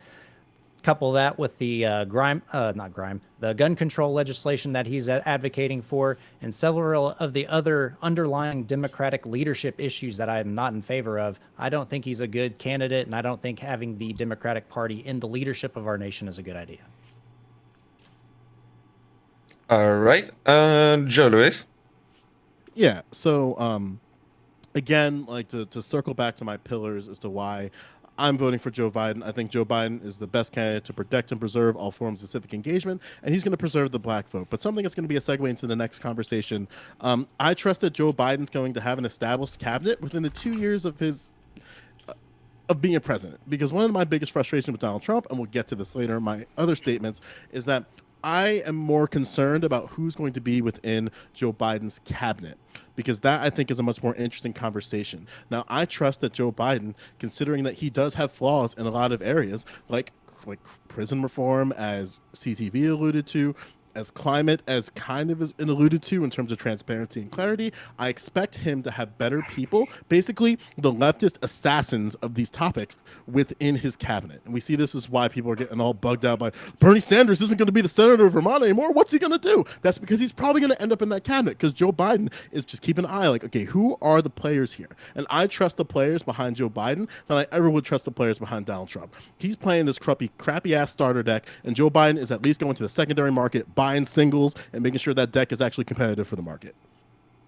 Okay, I'm back, so I'll re-guide the conversation. Rob, have you gone yet? No, I have not. Rob, you're next. All right, thank you. So I think it's funny that Riley was talking about conspiracy theories. I wonder if she spoke up about the conspiracy theories about Trump. She talks about hearsay and things like that. Again, the FBI admitted to using unverified Russian spy source disinformation to spy on the Trump campaign. I didn't remember hearing all the cries from the left why that was terrible. Look, the truth is this evidence about Trump or about Biden in China is real. It's at least evidence to warrant an investigation. There have been claims that there is an active investigation into Hunter Biden for money laundering. The fact that the media isn't covering this proves that what you get with the Biden candidacy is the deep state candidacy. They're going to control the flow of information. They will operate for the military industrial complex. They will be against pulling troops out. They will be for more foreign wars. They will be for lying and censoring to the American people. We talked about taxes. It's a lie. The Trump tax plan actually, according to Market Watch, it dropped taxes for like 12%, even from the poorest Americans, 25,000 and under, and it dropped for all Americans. We talk about climate change and things like that. It's true that Biden will push radical things like the Green New Deal that are unnecessary, that will cost trillions of dollars and cost jobs. They will lock down our rights over the environment, which will be terrible. He will do things like pack the court and other things because they can't win a fair game. And they'll do this in the name of trying to get power, censor anyone that disagrees with them, and have a perpetual deep state that will be able to control everything that we vote for. Real progressives like Joe Lewis, who I respect, will not have a voice because instead of people like Bernie Sanders, you'll have people like Hillary Clinton running the seat. Okay, I'm going to throw it now over to counterpoints. I haven't gone either. Just go ahead. Yeah, so since we have a whole bunch of viewers tonight, I'm going to go ahead and shout out my YouTube channel, Counterpoint. So go ahead and look me up. And then just in reference to RGR and Destiny, you're both thinking like lawyers. So hearsay evidence, we know that basically like, thinking like a lawyer, that's fine. I'm not hating on you for it. But basically, there is shady shit going on. Hunter Biden, I've seen his dick. He, basically fucked a bunch of prostitutes. He's basically passed out with a crack pipe. Any other year except for 2020, that would be, meth pipe. I don't want to spread fake news. So any other year, that would be a big story. And now it's a nothing burger because everybody hates Trump so fucking much. So also, just to address this really quickly, the fact that you're okay with our politicians taking money from shiesty sources kind of fucking bugs me. And then Rob, you don't have to shine two turds. You can just admit that your turd tastes better. Part of the reason why Destiny is going after you is because basically, a lot of the things that Hunter and the Bidens do is shady as fuck. Trump has done some shady shit. I think we can all admit that. Dan, you're a dick, but I think you have really good memes. And then Rob, Destiny is many things, including an asshole, but he's not dumb. So just be careful. I didn't say that.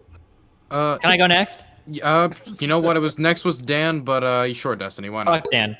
Any year it'd be a big story for Hunter Biden. Hunter Biden had a sex tape of him leaked. First of all, Hunter Biden is not running for president. There's nothing wrong with what he did. It's just sensational. What is wrong is misappropriating campaign funds to pay your lawyer to pay hush money to a porn star that you fucked. That is a way more monumental claim. It involves an illegality, and it involves the actual person in office, not a family member of that person. So if we were to ever believe that Hunter Biden did anything wrong by having a sex tape leaked, I can't imagine how horrible you think it is that a person that has been the co-conspirator of a indictment from New York was illegitimately using campaign funds to pay hush money to a porn star that he fucked. Man, you must think that's really horrible.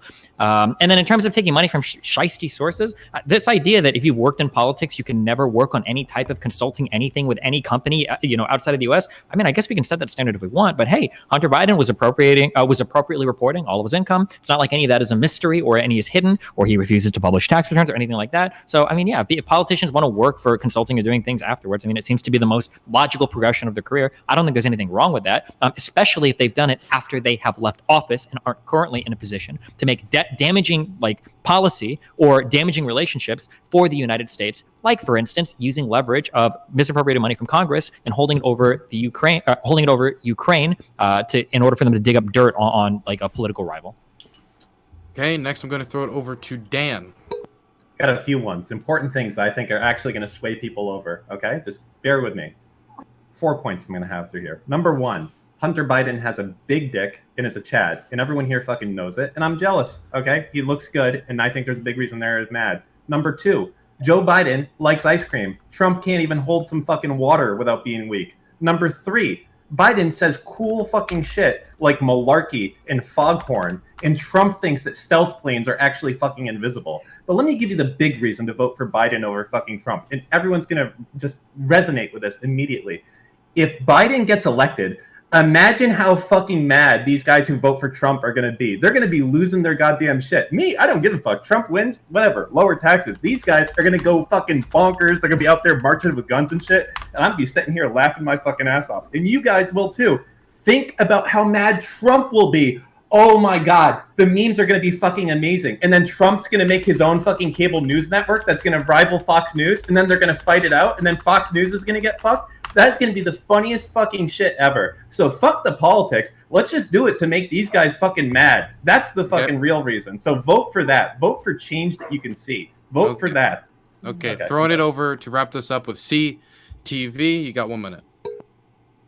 So what I usually try to do when I'm considering some pretty big decisions that I have to make in my life is I try to think about this thing in like 20, 40, 60 years. What would I like to be able to accomplish? What I would like to be able to accomplish is to still have a functioning government. What I would like to be able to accomplish is getting rid of the war on drugs, right? And the other thing that I would like to accomplish is to be able to keep the country functioning while we are going through a lot of changes. That being said, economy needs to be the number one thing that the people are looking at right now for the immediate future of the American people. Therefore, with Biden's record of not really knowing what the fuck is going on with a lot of these things with regard to the economy, I think that the man that has came into office in the last 3 years that gave us the lowest unemployment in history across several spectrums, and we have seen a net positive with regard to the economy until the hit of COVID. There's a conversation to be had about the management of that, but we didn't want him as president because he was a virologist. We wanted him as president because he was a businessman, and we all know the economy needs some fucking work. So there you go. Wrapping it up, we're going to go into the next topic. I just want to thank everybody. We're at the halfway point. We have about 1 hour left before we're going to wrap up the show, so I want to thank everybody for tuning in. So we've gone to the halfway point of the show. We're going to go into the second segment, which is going to be all about whether you should or shouldn't vote for Donald Trump. I just want to reiterate the rules once more for everybody who's just tuning in now. Once again, here's the rules. Number 1, try your best not to interrupt too much. If you do, I'll step in and I'll stop that. Number 2, do not at each other in chat. That'll just heighten the conversation and it's not productive and you should be paying attention. Number 3, do not talk during other people's start opening or ending statements. If you do, you will be muted.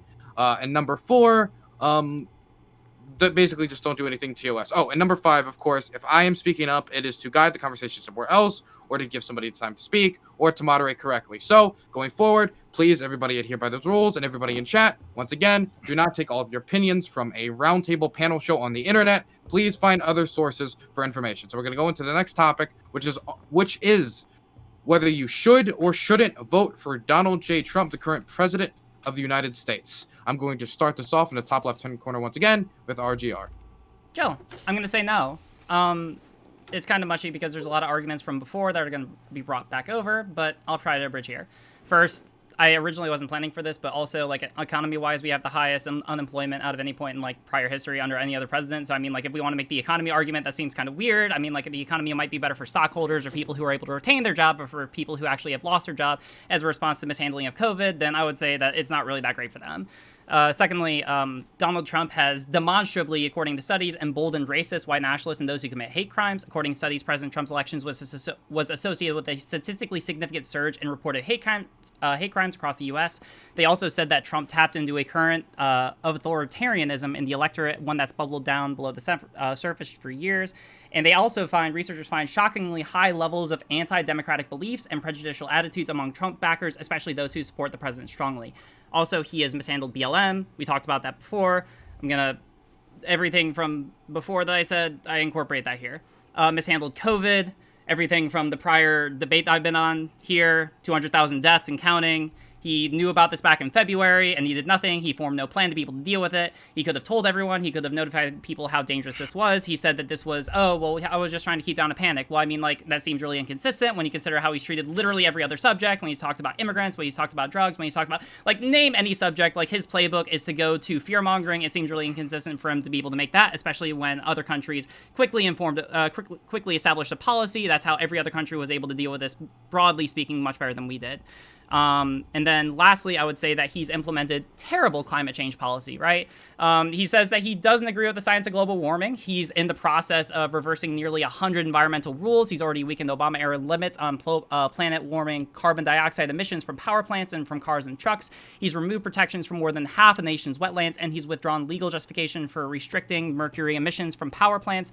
And the cost of his environmental agenda, according to experts, may lead to 80,000 extra deaths per decade. And it's really, in the capstone is that, and we can talk about this more, but we've already kind of talked about it, he's trying to be the president of law and order. It seems really weird when he consistently and repeatedly breaks the law, pursuant to the earlier discussion. That's it. Next, we're going to throw it over to the Turk. So I could pretty much say the inverse of everything Riley just said. If you take everything up to the pandemic, the economy was doing fine. But if you want to take the pandemic into account as well, you can go to the Bureau of Labor Statistics. The unemployment rate is now falling like in a pitfall back down to normal levels. If we were enabled the economy to do what it needs to do in a safe and healthy manner, we can actually continue to grow the economy. Everyone keeps claiming that Trump hasn't had a plan on how to tackle COVID. A lot of countries have not had a plan, and we are learning this through the process. And Trump has been able to get us back on track, and we are getting to the final zone. We don't know when that is. We're still waiting on the science. Oh yeah, and because science is driven by a consensus here, what's the consensus on mask wearing? I'm not saying that I'm an anti-mask person. I'm just saying if y'all are wanting to stick with the science, find a good source of science. Anyways, Trump's policy positions are very right, and that's why I agree with most of them. And gun control is a big thing for me, and with Biden as president, this is of course against Biden. Gotta keep going. Yeah, never mind. No problem. You're making a point about gun control. Okay, so we're gonna throw it over to Rob Noor. 1 minute. So again, like everyone said, a lot of this will be the same. The number one reason to vote for Trump is the same as it was in 2016, which is to out the corruption in our FBI, media, deep state. Remember, Chuck Schumer told us before Trump was even nominated, once he was just the general elect, that if you criticize the intel community, they'll find 6 ways from Sunday of getting back at you. The intel community is one of the most anti-democratic organizations out there. They now control the mainstream media, where you even have people that released the Snowden papers, like Glenn Greenwald, who had to leave his own organization because they're censoring anything critical of the deep state, the intel communities, and Biden. Other reasons to vote for Trump are because there will be radical things that will occur on the left, such as packing the courts, such as embracing rioters and mobsters. I thought it was funny in Destiny's open statement. He said there's so much rioting and stuff going on under Trump. Yeah, so because Biden supporters are rioting, we shouldn't vote for Trump. In addition, Trump presided over unprecedented unemployment numbers. The GDP is climbing back, and he's had historic Middle East peace deals. Remember, the big criticism of Trump from many people on the left was that he would be a disaster with foreign policy. We now see Middle East peace deals that would have received Barack Obama 5 or 6 Nobel Peace Prize. Instead, Barack Obama got a Nobel Peace Prize for engaging in wars across the world. I don't mean to do this on purpose, because with my foreign policy, it looks like this is a conspiracy, but your time did just run up. So no problem. Keep it going. No problem. Okay, we're throwing it over to Joe Lewis. My 3 pivots of why you should not vote for Donald Trump. You ready for this?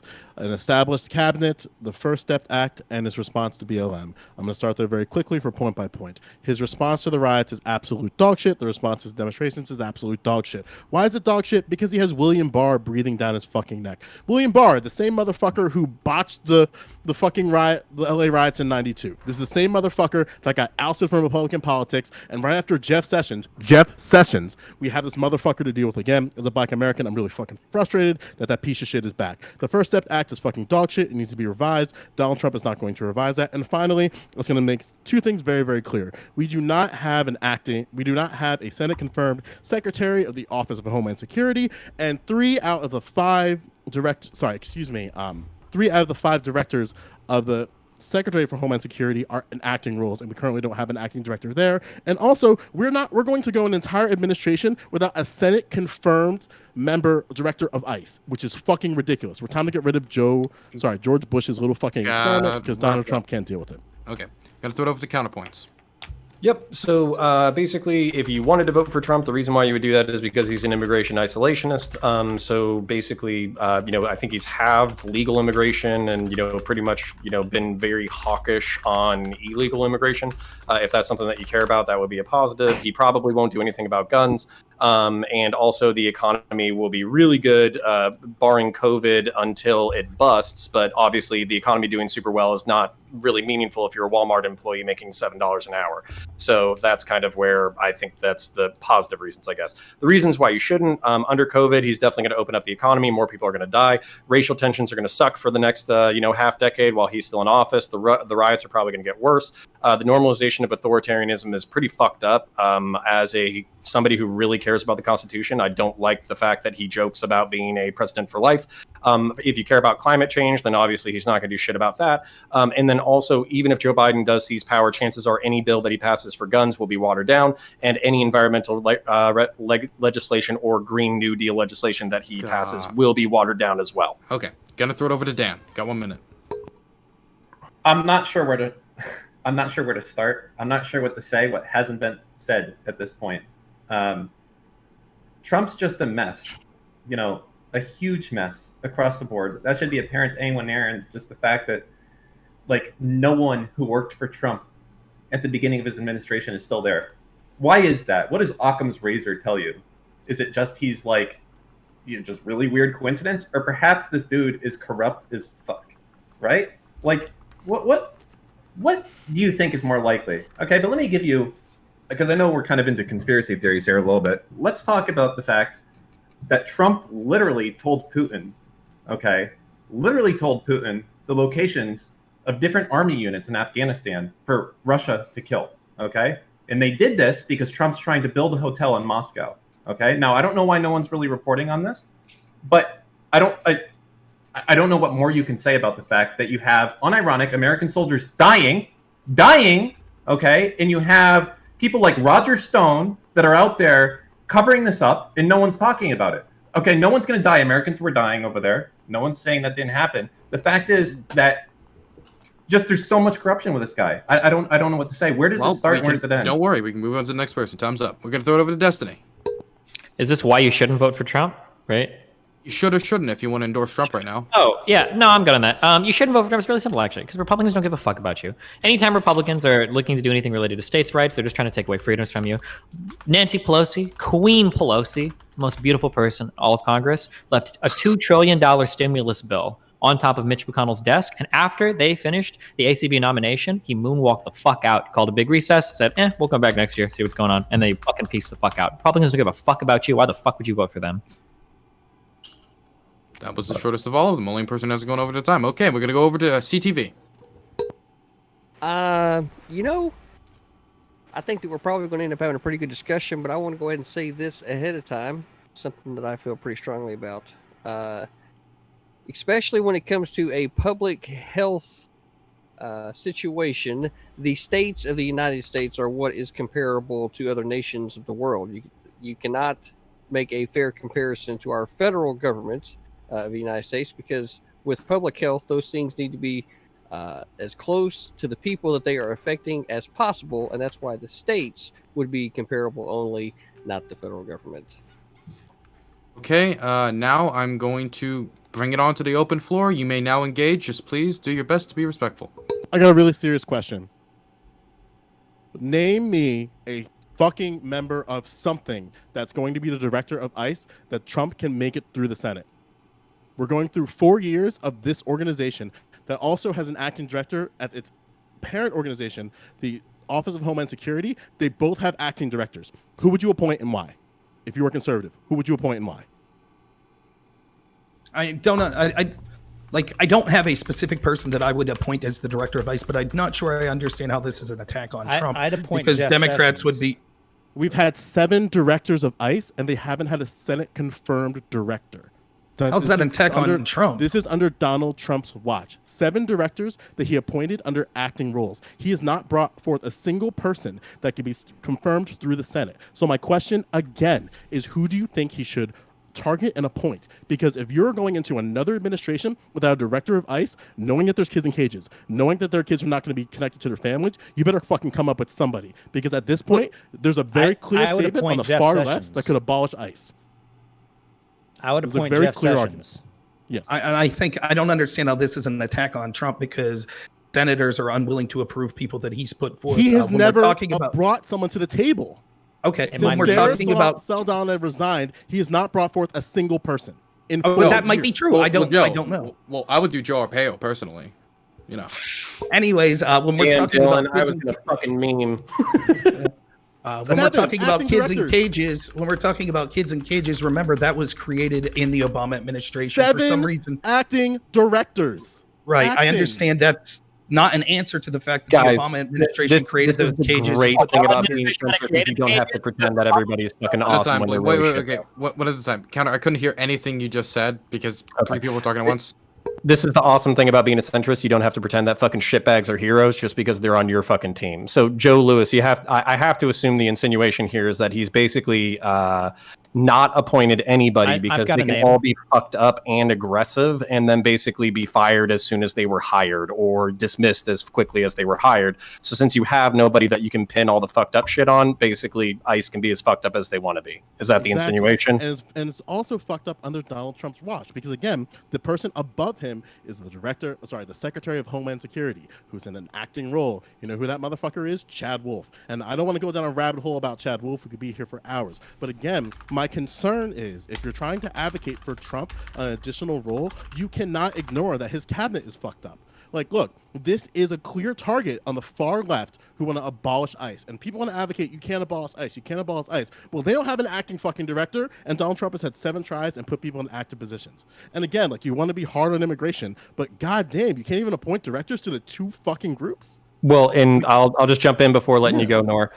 So Nor and Turk, I very much doubt are evil, cruel-hearted people who just want to do fucked up shit to random people for no fucking reason. Absolutely. But I almost guarantee you that this is like purposeful incompetence in order to do what they're doing at the border without being able to hold anybody accountable. Right. So why am I supposed to trust? How am I supposed to trust Donald Trump if he's not? And again, like, he's very quick about Supreme Court justices. We saw that in practice. But then when it comes to the actual problems within the system, why is he choosing to ignore this thing? So I've got a response and then a question back to you. Sure. I would nominate Sheriff David Clark. He seems to be a pretty sharp Republican that has some law enforcement stuff. You know, granted, I know nothing about this realm, but that's a name. That's a start, right? But who would you appoint? Who would Joe Biden put on the head of ICE? I mean, honestly, the head of ICE, if I'm really trying to pick an assassin, I'd pick John Kelly. Full stop. I mean, my point to this is that, like, what I have to say about immigration, it's clear that Joe Biden is. Unfortunately, I think that your point about the importance of people in the cabinet, I think that that's kind of an admission that we all understand that Biden's not really going to be the leader in his administration. I'm not trying to make any cheap points or jokes, but it's clear that he's having some problems and cognitively he's on the decline. So it'll be more Kamala Harris's administration and the people behind the scenes, which is beautiful for the Democrats because that's their whole agenda. They have people behind the scenes that want to control things like those in the CIA, the FBI, and organizations like that. But when it comes to the border specifically, I think that Trump and the conservatives are far more in line with the correct solution for this country. We need to worry about illegal immigration. So you see Joe Biden, for example, saying that he would make 11 million illegals immediately citizens or on a path to citizenship. This will provide an incentive, especially because other people around him have basically said they want to make it so it's not criminal to cross the border illegally. So this will provide a massive incentive to bring illegals to this country, which directly compete with in inner cities with low-skilled workers, which predominantly are Black Americans. This is another thing that's being done by Joe Biden and the left that is anti-Black American, which I think we should all be concerned about. And oftentimes these illegals that come are sexually trafficked and they are used by drug organizations, coyotes, and other things. So yeah, although you might have an actual point, I haven't looked into this issue about the director. Can I ask a follow-up question? But again, friend, like, how are you supposed to do all these changes that you're proposing if you don't have a director for the 2 organizations that would be responsible for imposing those changes? There's clearly people that are acting in positions of leadership in ICE. So just because an official director has a okay, but did he appoint those directors? Yes, and did he try to get them confirmed by the Senate? Did he try to get them confirmed by the Senate? No.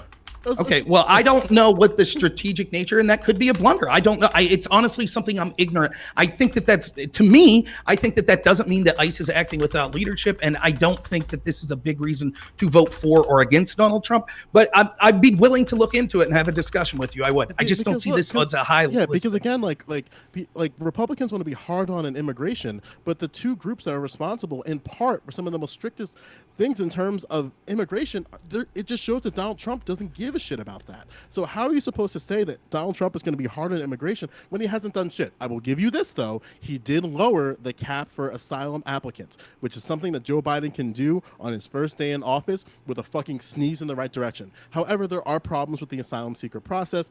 Dylan, as well as I think Turk was on that panel when we talked about that, where right now Donald Trump is dealing with a problem that the cap that he keeps setting for asylum seekers is not high enough, and he keeps running into this problem where he goes over the cap. Joe Biden can change that cap literally without any help with the Senate or the House. However, it just really is concerning to me that conservatives are hardline on immigration, yet they're not fucking bullying Donald Trump and getting a fucking director and getting just fucking assassins. Like, I fucking hate John Kelly. He's pure fucking evil, but he's a Republican assassin. If I may, real quick, just real quick on this, if I may, if it's that important to know who presidents would appoint to positions, are you at all concerned that Joe Biden refuses to answer if he'll pack the court and who his list of judges would be?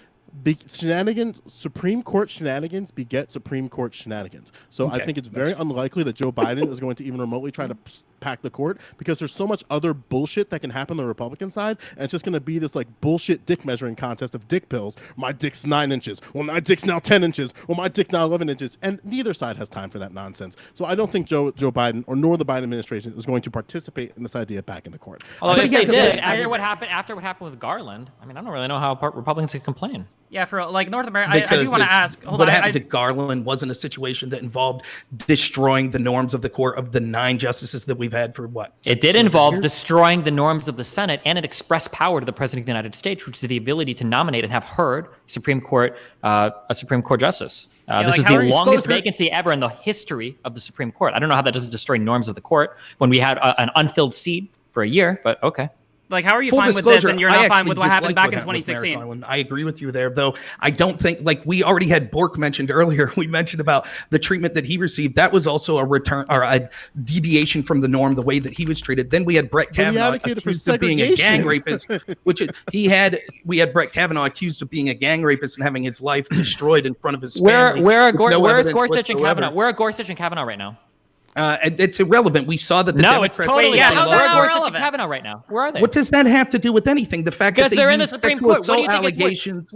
And where are they right now? Two things. Where are they? Two things. One, didn't Obama say elections have consequences? So they didn't have the Senate with Merrick Garland. So that's why that happened. That doesn't justify weaponizing sexual assault allegations. The election that has consequences is the presidential election, because the president is the one that has the sole power to make nominations to the Supreme Court. That was an express power. The 2016 election had the consequence of Obama being allowed to do that. The 2016 election also kept the Senate in the Republican majority, so it was their duty to not confirm. Wait, hold up. They didn't even give him a hearing. Like, why? Can I ask a question? Over 8 months compared to like what they're doing right now. Like how? Like someone asked me. Like someone answered me this. Like how fast from the beginning of when she was nominated to when she was confirmed? Like how fast was that?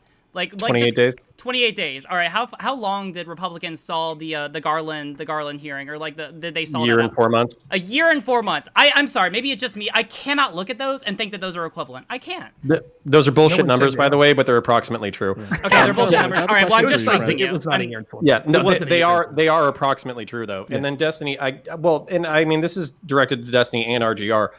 So the Merrick Garland was the nominee for Obama, right? Was he a centrist or a liberal? What was his? Wasn't he like center left? Garland? Center left, yeah, center left. Okay, so if he was center left, and who was he replacing? I don't remember. Scalia. Fucking Antonin Scalia. So would that not have flipped the court to like a 6-3 liberal to conservative? It doesn't matter. What is that? What relevance? Isn't that the norm? That's like basically everybody shitting their pants over is now. No, what? No. Whoa. No, the norm is not the political inclination of the Supreme Court justices. The norm is that the President of the United States has delegated to him the power to nominate somebody to the Supreme Court, and the Senate violated norms by killing the filibuster in order to not have any hearing whatsoever related to Obama's nominee. That was the normal. And then completely did a 180 with filibuster this nomination.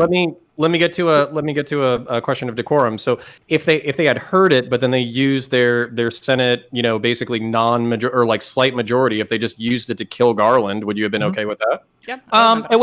It would have been shitty, but it would have been better. It's happened in the past. I don't think Senate should do that, but there is precedence for that. I think it's okay. I don't like it. Can I Yeah, follow up with let that me with a let me question say real something quick? about it. No, Sure. as a prudential matter, right? I think that would have been much better because then the government, then the people the constituents who actually vote in senators would actually have some kind of basis to be able to evaluate whether or not that was an honest and whether or not that was like a meaningfully prudential kind of a hearing, right? Like now, the voters didn't really have anything to go on, right? They were just like, oh, well, they just didn't even have a hearing to begin with, right? But if we did have a hearing, then at least voters would be able to account for, like, okay, was this actually a fair hearing? Did they actually, like, choose to nominate or not nominate this person based on the merits of their credentials and so on? We don't, like, compared to that, like, we were just, like, steamrolling the current justice through the Supreme Court, right? Like, people have whiplash from how fast it went, right? I feel like that's fundamentally incomparable. RGR, can I ask you something? Yeah, go for it. Do you feel, let's say, okay, let's go back. We're going to go back to a time a couple of months ago. Okay. How would you feel if Donald Trump elected Merrick Garland? If Donald Trump elected Merrick Garland? Or nominated, I should say. Excuse me. Oh, nominated Merrick Garland. Yeah, sorry about that. This is the same question for everybody, by the way. Yeah. Would a center actually? That's what I was expecting him to do. I was expecting him to push a centrist as like a peace offering to Democrats. He didn't. He went in the opposite direction. So I'm just kind of wondering to the left side of the panel, would that have been better? Would you have appreciated that more? I feel like what I would have wanted, I mean, it might have been a little bit better just because then you would end up with a more balanced Supreme Court, but it would be inconsistent with what they had priorly established, right? Like if the precedent that we're setting is that a president shouldn't be able to nominate someone during their last year of their term, then we should probably hold that to be consistent, even if it would otherwise be beneficial to like one side or the other. Well, and I remember the bullshit propaganda of that last year, which was like, it's an election year, Obama's a lame duck, he shouldn't have the right to nominate anybody. I remember that propaganda, but the propaganda did switch in the past 2 months where they basically said, oh, no. It wasn't because Obama was it was because he was a lame duck, but it wasn't because it was last year. It's because we had control of the Senate. So that they moved the goalpost as far as like what the propaganda was for why they weren't doing it. But that's still, I don't think it's a politically consistent argument, but that's kind of what they said. Yeah, I mean, I don't think basically we wouldn't have approved him anyways. Well, I mean, like for me, I just want rules to be consistent, right? Like that's the main thing that I want out of this, right? Like here, we didn't have consistent application of a rule. Yeah. If they set a rule that we actually followed in this case, I feel like it would have been a lot better. Yeah. Okay, now real quick, who killed the filibuster again? Who killed the filibuster on for the Supreme Court? For Supreme Court nominees, it was Mitch McConnell. So it was okay for Harry Reid, the Democrats, to undo precedent and destroy norms when it came to the federal courts, but it was horrible for the Republicans to do that when it came to the Supreme Court. That's your argument. They were doing that. They were doing that because those judiciary picks were being filibustered constantly. Not saying that I agree with it, but there's a difference between doing that to get picks through versus doing it to prevent a pick from going through. I don't think there is a difference. I think. Yeah. Of course you don't, because you're a Republican hack. But there is a difference. There clearly is a difference. If somebody has to end the filibuster, which I disagree with, but if somebody's ending the filibuster to get processes done versus somebody else doing it to prevent them from happening, those are fundamentally different things. Unless you're both sides did it when it was to politically be advantageous to themselves. Both sides did it for that reason. And trying to parse what was okay for one side to do it and not the other seems nonsensical. Let me ask you all this. Would it have been preferable to allow the hearing of Merrick Garland to occur, but then for the Republicans to repeatedly call him a gang rapist over? No. I asked my question first. I expect an answer from every conservative. Counterpoints participated. All four of you got to do it too. No, it wouldn't have made any difference to me. It would have been really dumb for Donald Trump to use his Supreme Court pick on a Merrick Garland. Why? Because it doesn't help his side politically in any way whatsoever. By the same token, there's all kinds of compromises that then you could ask of the left. For example, should they allow Trump to use unverified opposition research to have a 4-year investigation into the Democrats, including spying on them using... You mean like they did with Hillary Clinton in her emails? Like they did with the Benghazi hearings? Like they're doing now with Hunter Biden? Dude, Republicans have done this all day. Did they send... Oh, they wiretapped Hillary Clinton's campaign? They did that? No, because they couldn't even get the fake evidence for it. So I'm curious, how do you feel about the years that we had to hear about, and we still hear about Hillary Clinton's emails? Right. Oh my God. I have such a rage. I really want Turk to answer my question too. I really want Turk and CTV to answer my question. Right? What was the question? The question is again, because we're going on Pivot Island. If Donald Trump used his nomination for Merrick Garland, how would you feel about that? Hey, if he nominates the person and the Senate confirms it, that's the law. They have the law and they can fulfill their duty. That's the word of the law. CTV, same question. I guess I'm just going to be honest and say I don't know who Merrick Garland is, and I'm very happy with Amy Coney Barrett. Her answers that she gave at the Senate hearing were outstanding. She doesn't know what the rights protected by the First Amendment are. And I think that it was rather like a really good thing that they nominated a female to replace Ruth Bader Ginsburg. Felt like that was pretty square. So Yeah, female drone pilots. Do you think Merrick Garland would have been confirmed if Donald Trump nominated him? No. Probably, yeah, of course. Why not? I don't think Republican Senate would have allowed it. Like, McConnell's ruthless. I don't think that he would have had a left winger. I don't think he would have allowed the Republican-controlled Senate to nominate her. Just my opinion. Sure. All right, Destiny said something that triggered the fuck out of me. Can I go? Oh, the buttery emails? Yeah, let's do it. I mean, the panel's about why we should vote for Trump, right? Well, I'm just curious when people are so mad about Russian collusion, which turned out credible indictments, but we had to hear for months and months about Hillary, the State Department's email thing, and Hillary's, and nothing. It was talk about a nothing burger. That was like a nothing feast. That was a nothing 7-course meal. Yeah. Okay. Dylan, You go into it, but right after that, I do want to drag it back over to something else. Yeah, I need probably 90 seconds to 120 seconds to address this. I'll try to be. I'll give you 70. I'll give you 70. Did, right? That's what All right, thank you kindly. All right, so in reference to the emails, basically what Hillary Clinton was guilty of was taking like SCI, basically the highest level clearance in the fucking country, and transferring it to a private email server. If a Lance Corporal in the fucking military did that shit, not only would he be in the fucking brig, but he would lose his fucking top secret clearance for the remainder of his fucking career. Not only is that fucking true, but she was running for the fucking like the head of the fucking country. Now, obviously, standards have dropped in the past half decade, so Hillary Clinton would probably have been better than fucking Donald Trump, blah, blah, blah, fucking blah. But at the same time, you're basically talking about a fucking, you're talking about a mistake that if a 19-year-old made, he would be in fucking jail and unable to do his fucking job for the rest of his fucking life. So it's not a nothing. Hillary Clinton's not a random 19-year-old, I guess? Okay. Yeah, No, like the established precedent, and we've heard this. The established precedent, fucked up something that a 19-year-old shouldn't fuck up, or the else State Department and Powell came out. I'm not done yet. I only got 10 seconds left, Destiny, please. Okay, finish. You got 10 seconds left. All right, so in reference to fucking Benghazi, the whole fucking problem was the fact that military forces were not scrambled in order to assist the fucking embassy that was under attack. So basically, they called off the reinforcements before they even knew that people were dead on the fucking ground. Now, that could be a logistical thing, a political thing. There's all these things that go fucking into it, and wasting fucking 2 years on the investigation was stupid as fuck. But at the same time, basically, Americans being in the line of fire and you don't even send reinforcements while they're not even dead yet is fucked up.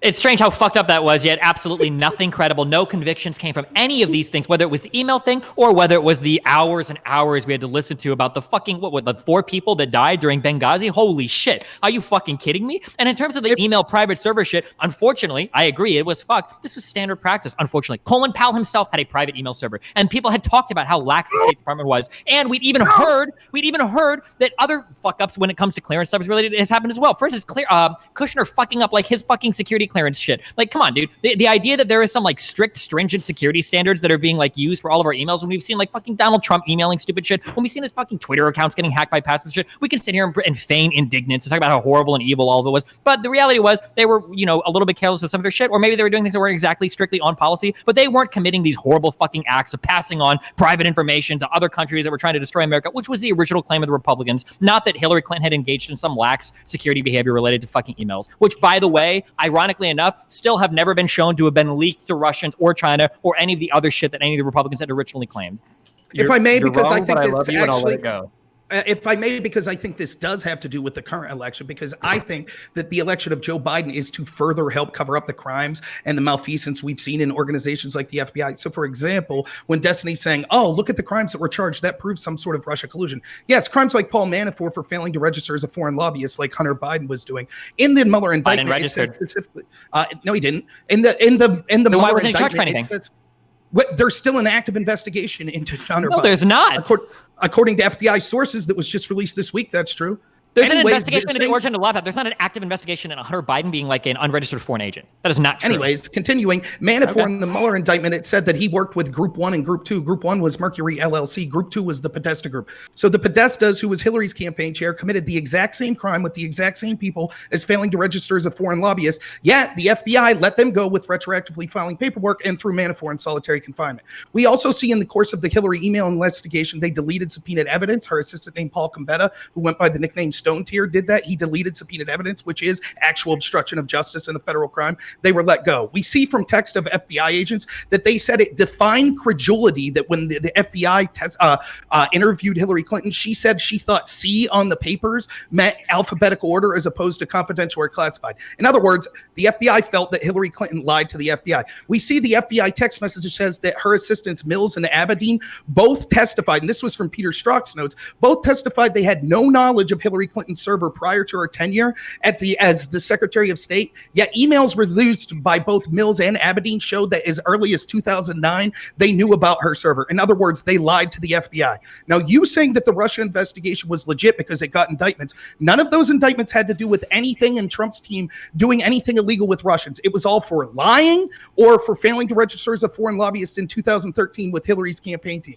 So why is it that the FBI, in the first case in history that I know of, with Trump, they went as hard as possible, which is what you would expect. They tried to get low-level people and turn the screws. With Hillary, they granted everyone immunity, smashed all the devices, and said, hey, do you guys want to say anything about Hillary Clinton? And everyone went, no, we don't. And yet you use that as evidence for why the FBI investigation to Trump was important, and the one to Hillary proves that she's innocent. I just think that's laughable. Here's a super real one quick question. This is so interesting to me. So it's the easiest hand wave of every single conspiratorial nonsense claim you just made. It's Trump's appointee to the FBI. If Trump is so confident that all of this malfeasance and horrible stuff happened, then why didn't he appoint somebody that would investigate it?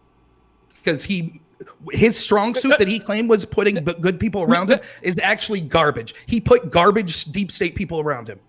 Okay, so Trump is so absolutely fucking incompetent that he can't make good appointees. Like one of the most important jobs of the president. If you want to eat the fucking L on that, that's fine. Then Trump is literally a walking fucking retard that can't practice one of the most important parts of being the president, which is nominating somebody. Please, okay, please. No, that's cool. If you want to bite the bullet on that, go for it. Destiny. Please don't use that word. I didn't really hear anything about how George Soros was funding all of this, during that thing, and I was expecting. We haven't even talked about the Jews yet. Guys, Dan, can you let the big boys talk? You're not adding anything. Guys, hold on. No, I mean, I thought George Soros funds all this stuff. No? Can I be honest about something? I thought we were hearing a lot of conspiracy theories. I'll respond to Destiny, but if Joe wants to go. Yeah, can I be honest about something? Look, man. As much as I want to grill CTV about how he has no idea who Merrick Garland is, respectfully, I have no idea what the fuck you guys are talking about. So if I'm probably not alone here, and there is a lot of passion on both sides of this conversation, but maybe I feel like we should talk about something that's a little bit more less in a weird way of participation. You feel me? If I can, Joe, if I can real quick, I'll respond to Destiny and respond. I think that it's troubling that you don't know about this, because the argument I make, I'm not a progressive, but I have plenty of friends that are progressive. I think they could be great people. I have friends on the left and right, no problem. I don't think that no matter what your issue is, regardless if you're progressive or conservative or anywhere in between, that your voice really matters if we have people like the FBI that are putting their thumbs on the scale of who they'll go after as a presidential candidate or as a president, and allowing them to point who they think should be in charge. So at the end of the day, all of the issues, I'm afraid you're going to realize if Joe Biden wins this election, that all of the issues that you're concerned about in the black community, many of which I think are important and need addressed, that he'll end up, as always, every 4 years, they talk about the problems of the black community, and then they'll basically do nothing. And we'll be back to supporting all of these wars that we see overseas, and we'll be back to supporting anything that gets these establishment people power. Does the FBI favor the Democrats? Is the FBI after? Why did Comey come out and sink Hillary's campaign? Because Comey admitted it in his book and in other places that he assumed that Hillary had it in the bag, like every other establishment. So he came out and did negative attacks on her campaign when it was that close. If you allow me to finish, he said that he assumed she would win, and he thought this would be an albatross hanging around her neck like the Benghazi thing for 2 years. So he figured that he would come out with it, say it wasn't a big deal, and then allow people to vote. And then Hillary would have been able to say, look, everyone knew about this when they voted for me. It's a dead issue. That's why Comey did it. Can I ask a Crazy quick? how can I that there's ask always a- a reason. Hold on, can I I have ask a an couple issue. follow-up questions? Yeah. No, I just Yeah. no, because go like I for do it. want to like learn Yes. more, right? Like if I don't know about this, because like I find Right. I'm remiss, right? Just like a couple quick questions, because I'm interested in like what evidence is there for basically what you provided, and is any of it like not hearsay? Because that's usually the problem that I find with like a lot of these like kind of conspiratorial or like theories that are like painted as conspiracies. I'm not saying that inherently that they are, but like, is there any evidence that like there's any evidence to be able to show what you're saying, that like there is a deep state bias in favor of the Democratic Party and away from the Republican Party that's not just like hearsay and speculation? Can I Just can so I I'm address clear, this? I have the same question as well. That's why I'm kind of just like, Okay. Can I address this? Sure. Yeah. Okay. So basically, as somebody who worked for the state, obviously in very minimal roles, but at the same time, like I've seen some of these things that are basically like, why the fuck was I in Japan? I was in Japan because basically we have bases all over the world. Why do we have bases all over the world? Because we're trying to freeze, borders and the economy and, basically foreign countries and all that kind of stuff. Why are we doing that? Because we're a transnational globalist superpower, basically a fucking empire that's competing with socialist and fascist nations across the entire world. So this entire empire takes a shitload of fucking effort. You can't have a single fucking person like Donald Trump, who's not a member of the fucking deep state, show up and fuck it up in one day. He can do his best to fuck it up, but it's super fucking hard for him to fuck it up. We have international trade deals, we have international arms deals, we have international logistics deals, we have, cargo containers that are shipping across the entire world right now that are completely reliant on American security and American military force in order to do this thing. Dan Carlin, the host of one of the history podcasts, I forget what it is, but he was actually invited in order to go sit on a fucking meeting with the Joint Chiefs of Staff. And basically in that meeting, James Mattis was talking about how do we get our weapons into a certain XYZ West African fucking country. So we have, not only are we selling the weapons and making money, but also we have like training and logistical cross compatibility so we can go ahead and stand up to China.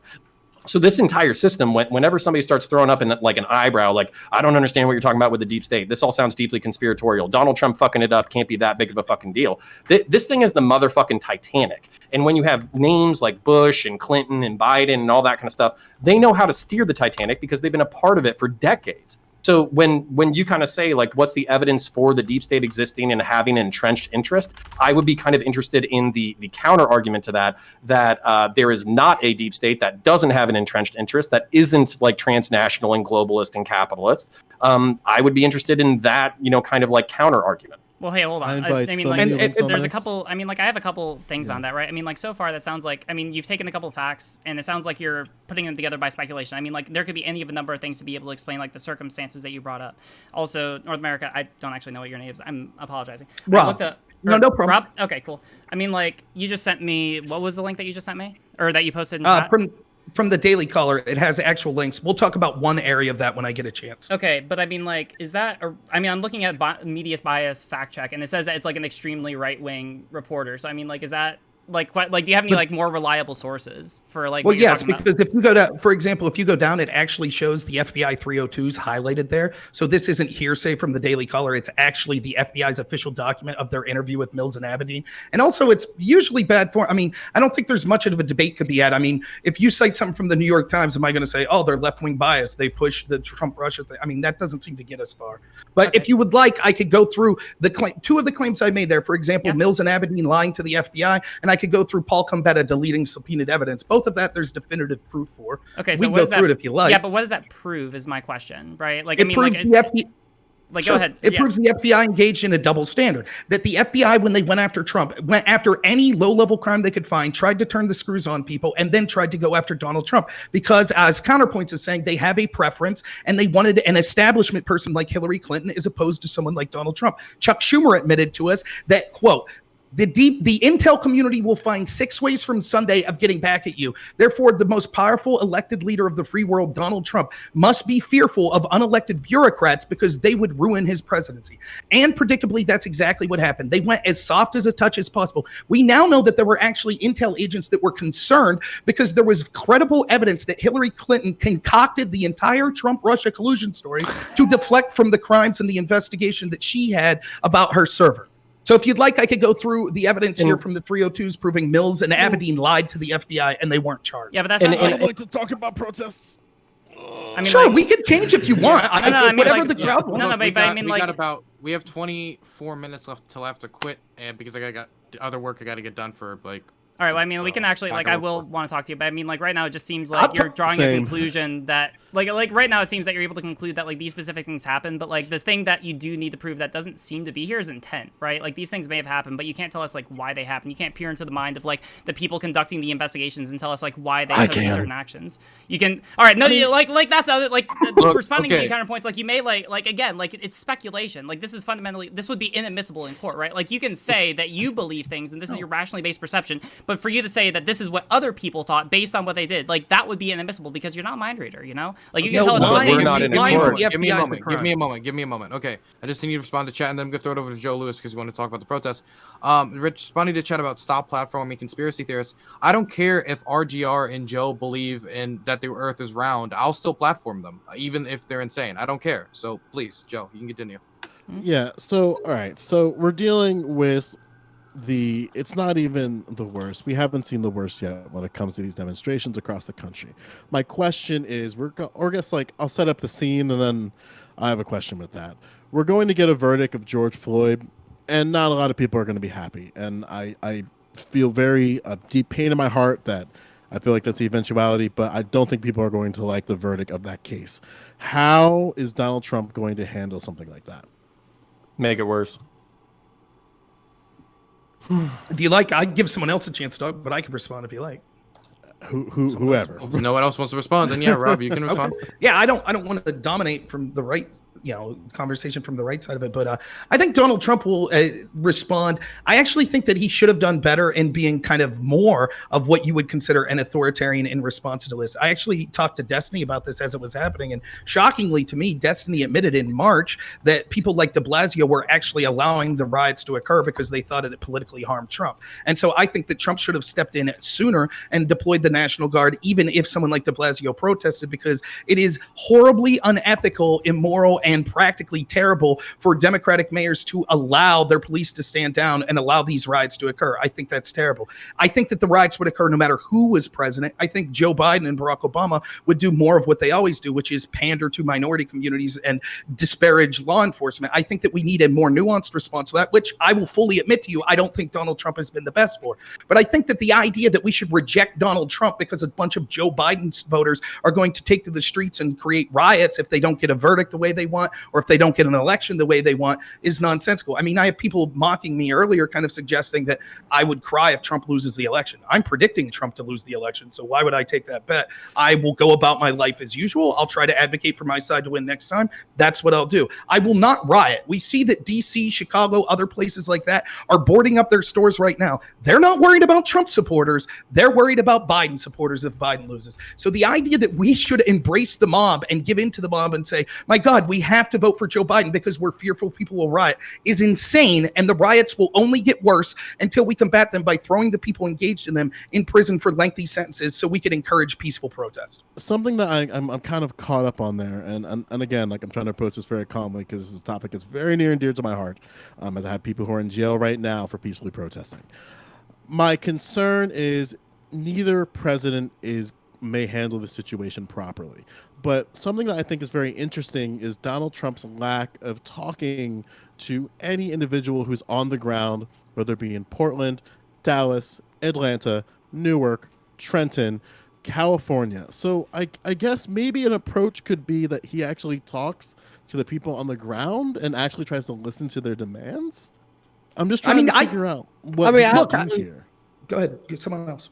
Look, for me, like, it comes down to a simple idea of understanding what the office of the president should or shouldn't be doing, for one, right? I think that all the conversations with regard to it should pretty much start there. And then when it comes to talking about, particular candidates, you pick out what they're strong with and what they're weak about, and you compare the pros and cons of that, right? Right now in this country, what we need is somebody who understands business and numbers, and they can get the economy coming back for us, right? That's what we need. Right. I mean, if you want to stop BLM, like if you want to stop the protests, you could pass police reform. Like, that's overwhelmingly what it's about. And somehow we haven't. Right there, police reform is one of those issues that comes back to the root issue, which is the war on drugs. Right. How is that really? I mean, like, just pass like an excessive use of force bill. Like, it's really simple. Say that you can only use deadly force in necessary circumstances and that you ban chokeholds.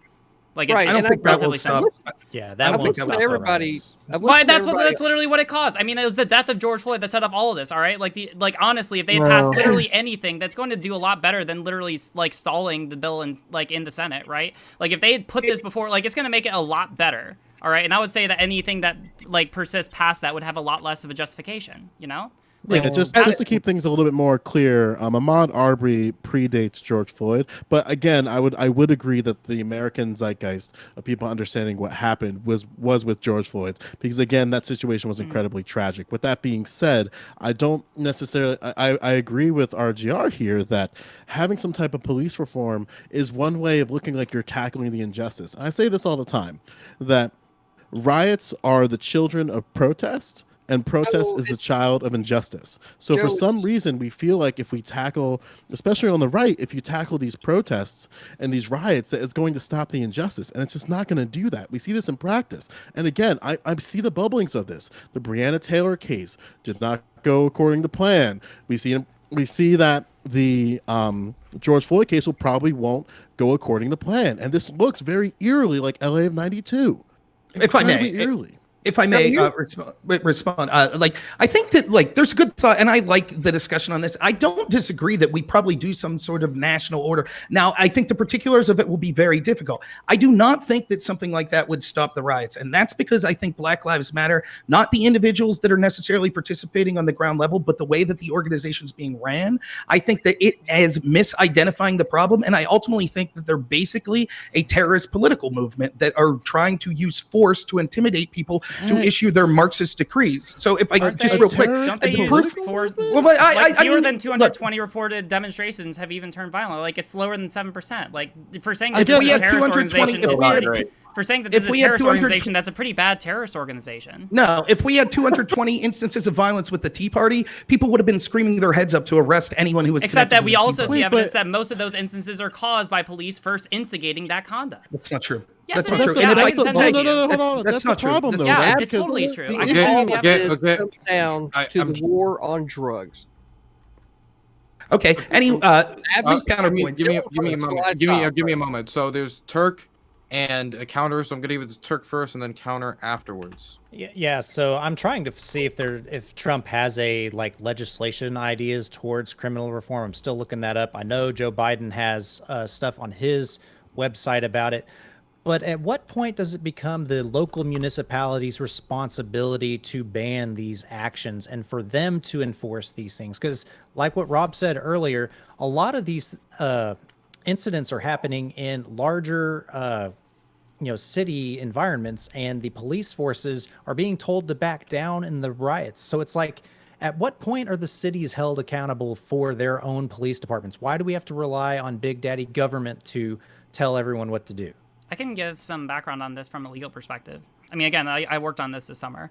So basically, like when we're looking at whether or not states and local, like usually what police reform and police use of force is governed by federal and state law, right? So like you have state law, which is governing what state law or state officers are able to do, in addition to federal officers that are operating in state parameters, and then you have federal law governing what federal agents are able to do, right? Normally, passing comprehensive police reform at a federal level is going to set a massive precedent in being able to get other states to be able to do that, because when you are researching how to pass police reform, from a strategic legislative matter, usually you look at the precedent of other countries or other states, right? So for Maryland, I had to draft a bill this summer, and I had to look at what everyone across the United States was doing, right? And really across the board, everyone was basically looking at the federal government and seeing what they were going to do, right? The federal government is the leader in all of this, right? So if you want meaningful police reform, I wouldn't say that. Yeah, no, that's totally exactly the way right. it is. That's exactly right. I'm glad you're finally catching up, everybody, right? This has everything to do with the federal government. Whenever it first started the war on drugs, it built up its fucking infrastructure in the cities and started the fucking rounding up of people, right? They started that shit from the top and it came down. Reality is they shouldn't even have the fucking authority to do it anyway. But we're left here dealing with this fucking shit, and everybody wants to talk about everything that is a symptom of this fucking problem. But the real fucking problem is the war on drugs, because that addresses police reform. It addresses counterpoint to the murder solve rate, right? Because before this, there was a lot more trust when it came to police versus what we have now. And now they have the ability to go get a motherfucking warrant for just any fucking thing, conduct a no-knock raid into your home, and now your fucking sanctity of your fucking house is done just because of this bullshit. Okay, Y'all I come down to I that. don't disagree. I don't disagree with a lot. I think that we do need to have a look at the war on drugs and how it's implemented. But Riley, just a couple questions for you. What did you think about Tim Scott's bill? Can you describe it to me? I'm not familiar. Yeah, Tim Scott was a black Republican who put forth a police reform bill that would do a lot of things that activists have been calling for, but the Democrats roundly rejected it and wouldn't even discuss it. Where was this proposed? Can I jump in here, because I think I can kind of address written down. You counter, you can go, and then after that, we're gonna actually have to start going into closing statements. Okay. So what I'm fearful of in a Trump presidency is the fact that, you know, the momentum of the Black Lives Matter movement and the momentum of, you know, basically police reform isn't going to get anywhere, and it's basically going to be wholeheartedly rejected, and all of this momentum is going to be for naught. That's what I'm worried about with the Trump presidency. With the Biden presidency, what I'm worried about is basically the political momentum that's coming from the Black Lives Matter movement is going to come in some like tepid, watered down bill that's going to have like 2 little things in it about police reform, and it's not actually going to do anything. So that, just to kind of say, like, I sent this in the message, but there's a website called 8 Can't Wait. Ban chokeholds and strangleholds, require de-escalation, require warning before shooting, require exhaust all alternatives before shooting, duty to intervene, ban shooting moving at vehicles, require use of force continuum, require comprehensive reporting. Now, half of this shit I would fucking reject as an ex-cop. I wouldn't want half of this shit anyways. But at the same time, at least these are actual proposals from somebody who's a police reformist, probably a progressive, probably a liberal. And these are ways that we can actually like forward this movement. I agree with CTV that like the drug war is probably the root problem. But right now we need to start chipping away at the edges of this issue and try to get serious things that will impact people's lives in a positive way. And I'm worried that the political momentum with Trump just is going to get exhausted by Trump. Lost you there, buddy. Yeah, I lost him. Lost you. So I want to just say something quick. Yeah, none of these then we got to go into closing. Yeah, none of these proposals would have solved anything that happened in Philadelphia over the past week. So this isn't good enough. And Again, what with counterpoints, dude? Look, I am so sick and tired. We've been dealing with this kick the can down the road fucking type of legislation. Oh, well, if we can just get this one thing right, then that's a meaningful step. Fuck that shit. We, the people, need to go demand that the government fucking end this shit, because the power is in the fucking people. Not those fucking people sitting up there in their goddamn suits and they walk into the halls of Congress, right? The power is the fucking people. You first. Oh, I'm ready. Who wants to go? We can line this shit up. Yeah. I can already tell you how we need to actually shut down the infrastructure if you're ready to go. Right? Well, okay, let's I'll listen to your plan. Before we start a revolution with chapping, so okay, suggestible. Let's go into closing statements, okay? We're all gonna have about a 1 minute. I might let you go over it a little bit since we have 10 minutes left and we have 8 people. I'm gonna start in the top left-hand corner. This will be your outro and your ending statement. So you know, if you want to go last because you're still thinking about it, just say skip, and I'll come back to you later. I'm gonna start in the top left-hand corner, like always, with RGR. Chill. Yeah, I think I'll be able to do this. So basically, I would still maintain that voting for Trump would be bad. If we want to go like in order from like the arguments as we had them, starting backwards, going. Anyway, so like with police reform, it's really important to be able to understand that like I would maintain, and I don't like I hear everyone saying that like, oh well, if Trump passed police reform, then we wouldn't, then these riots would still continue. I mean, like all the evidence I've heard for that is just speculation, right? Like the response, like the protests and subsequent riots were in immediate response to the fact that there was police excessive use of force. There is a bill that has passed the House. It's at the Senate. Trump could go and talk to Mitch McConnell and be like, hey, pass this bill, and it hasn't happened. And I feel like there's like a giant degree of culpability there that is really hard to overlook, in my opinion. I'll still say mishandling of COVID. We didn't go into it too much, but I mean, we talked about it all the prior debate, so I would adhere to that. What else is there? And yeah, like climate change is still like a really big issue, and bringing it back in from the earlier discussion, I mean, we have someone who just does not agree with the science of global warming at all. Like I hear people be like, oh, well, we need to have more nuanced view. Oh, well, we need to have more nuanced discussion. Well, I mean, you can't really have a nuanced discussion between someone who does and does not believe in it, right? I would rather operate from a perspective of, even if you want something that's more extreme. Yeah. Oh, and wrap it up. Okay. Yeah. And also, I also want federal healthcare protection. That's nice to me, and I want that. My name is. Shout out who you are. Yeah, yep, we'll do that. Hi, my name is Riley Grace Roshong. I do political content on YouTube and Twitch. Google my name, and you'll find me. Thank you. Okay. Next, I'm going to give it over to the Turk. Yeah, so basically, we can talk about all the points in other debates, but all I can say is that I think Trump is going to be a far better leader, and the leadership team, even though Joe disagrees, the country is in a good state from an economic standpoint, and that's really a big thing I'm concerned about. COVID was a complete disaster across the board, across the world, and we're handling it as we get the information and all that. So, to completely say that Trump has been a complete failure just because of, a worldwide pandemic is pretty short-sighted. But anyways, I just don't think Joe Biden's a good candidate. I honestly don't think he's going to be around too long. And I really think his entire Democratic leadership is going to be not the thing people are voting for in next week. So I think that's pretty bad. As for shout outs, I'm the Turk. If you go to YouTube, I'm dropping a video tomorrow about the AMD and NVIDIA's latest graphics cards. So if you're into that kind of stuff, definitely hit subscribe. Okay. Next, I'm going to throw it over to Joe Lewis.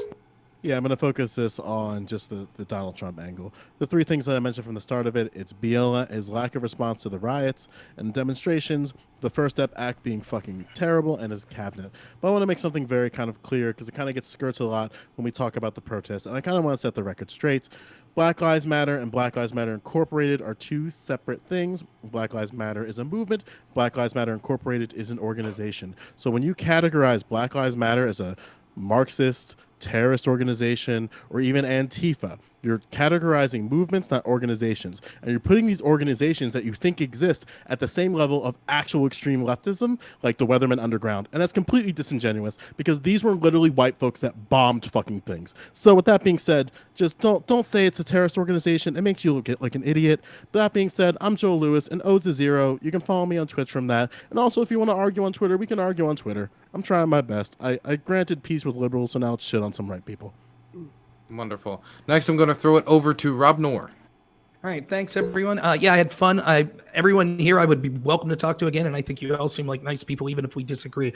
Real quick on Black Lives Matter, I understand the point you're making. Again, I'm not saying everyone who participates in it. I believe Black Lives Matter lowercase. That's why I'm against the ideology of Black Lives Matter uppercase, because I think the policies they advocate for will be terrible for the United States, especially inner city Black communities, which will suffer from a decreased policing and for destroying the structures of the nuclear family first and foremost. I think that I was able to prove in this debate that actually you see that Joe Biden is just a empty shell that will be the corporatist and the deep state candidate. That's why the wealthiest people endorse him. That's why they've supported him in the Democratic Party. That's why the FBI and the CIA, that, by the way, my friends on the left used to despise when they were lying us into the Iraq war. That's why all of a sudden they're against pulling troops out. That's why Donald Trump having historic peace deals in the Middle East aren't being talked about, because it is not in line with the military industrial complex that is supporting people like Joe Biden. Joe Biden will be a radical because he'll allow the radicals behind him to do things like suggesting packing the court, passing disastrous policies like the Green New Deal. And we could see how the media and the FBI and all these people have engaged in corruption and refusing to cover stories that people just say conspiracy. And I'll say I'm Normal America. You can find me at Normal America with Rob Noor on YouTube, Normal America on D Live. I'm on Twitch, and I'm also on Periscope. I will be doing a 24-hour live stream starting Monday, 8 a.m. Eastern time before the election. So please come join me if you like what I had to say. Thanks so much, everyone. Maybe I can talk to you on Monday. That'd be interesting. Yeah. I'll send it over to Counterpoints.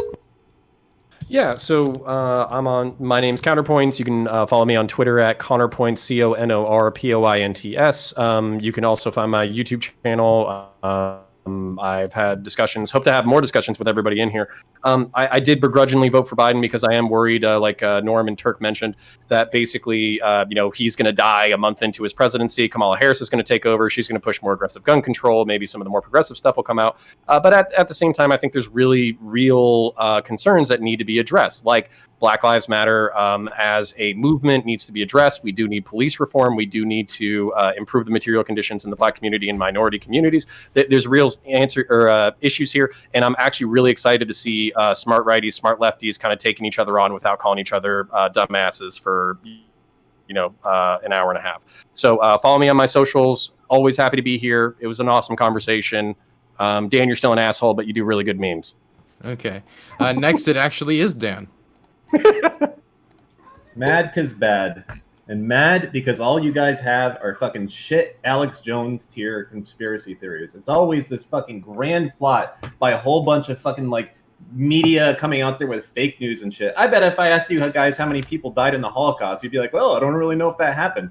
Y'all are fucking off your goddamn fucking rocker. You guys are literally the equivalent of when I picture a Trump voter in my mind, you know, we have the meme of people like wearing sunglasses and a giant grid. You guys fall so into that, and I don't understand why. There's no good thing going on here, okay? If I can vote for Biden, someone who's actually going to be affected by his fucking taxes, getting hurt financially, I don't understand what you guys are doing. Do you just hate immigrants that fucking much? Like, just move on. We're not in 1950s America where there's like white neighborhoods anymore. It's done, okay? I get it. All right, listen, Trump is going to Biden was going to cost me money, and I'll still vote for him because I understand that there's people less fortunate than me, and he's better. He's better when it comes to climate science. He's better when it comes to just being fair to people who have less. And I don't understand where all this is coming from. Just everyone wants to like hold people down, and it's fucked. Okay. Okay, gonna shout yourself out. Yeah, I don't know. Okay. Cool. That was well enough. Next we have Destiny. Yeah, I mean, it's all already been said. I mean, like the Trump administration, the happiest I'll be when they're gone is to get rid of all these conspiracy theories about the deep state crazy shit. This deep state that's so unbelievably powerful that they can like shift everything that's going on behind the scenes in all of our intelligence agencies, but somehow still let Hillary Clinton lose the election, and potentially even throw the election for her by the statements that they made, namely Comey. So yeah, I don't know. I'll be happy when Joe Biden is president, hopefully with a Democrat Senate, House, and presidency. Hopefully we can get some meaningful legislation passed in this country instead of just do nothing like Republicans have been doing. And yeah. Well, now I'm going to throw it over to CTV. To wrap us up. All right, well, I guess I'll just wrap this up with what I kind of opened with. We didn't elect Trump to begin with because he was a virologist, right? And we, were expecting some pandemic and was going to have the best guy in office to be able to solve that particular problem. That being said, the initial failings with regard to the COVID response can be pointed directly at the CDC, right? And I would say that that's the people's attempt to try to control the issue of public health in any kind of way at the federal level, right? What we need to have in this country is 50 CDCs to be able to solve these issues, specifically with regard to public health, so it's closer to its constituents. With that being said, Trump is the clear option for the future because what we need is a businessman to get in there and turn that economy back up so that we can continue to have the goods and services that we as Americans rely on a daily basis. And with that, I am Critically Thinking Veteran. I stream occasionally. I argue with people on Twitter. If you'd like to argue with me as well, you can find me at original_CTV.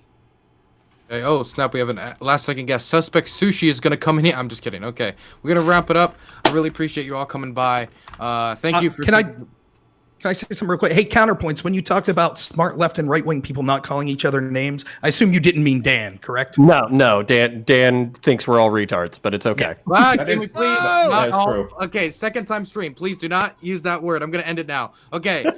See you all later. Jump in and out. Okay, goodbye.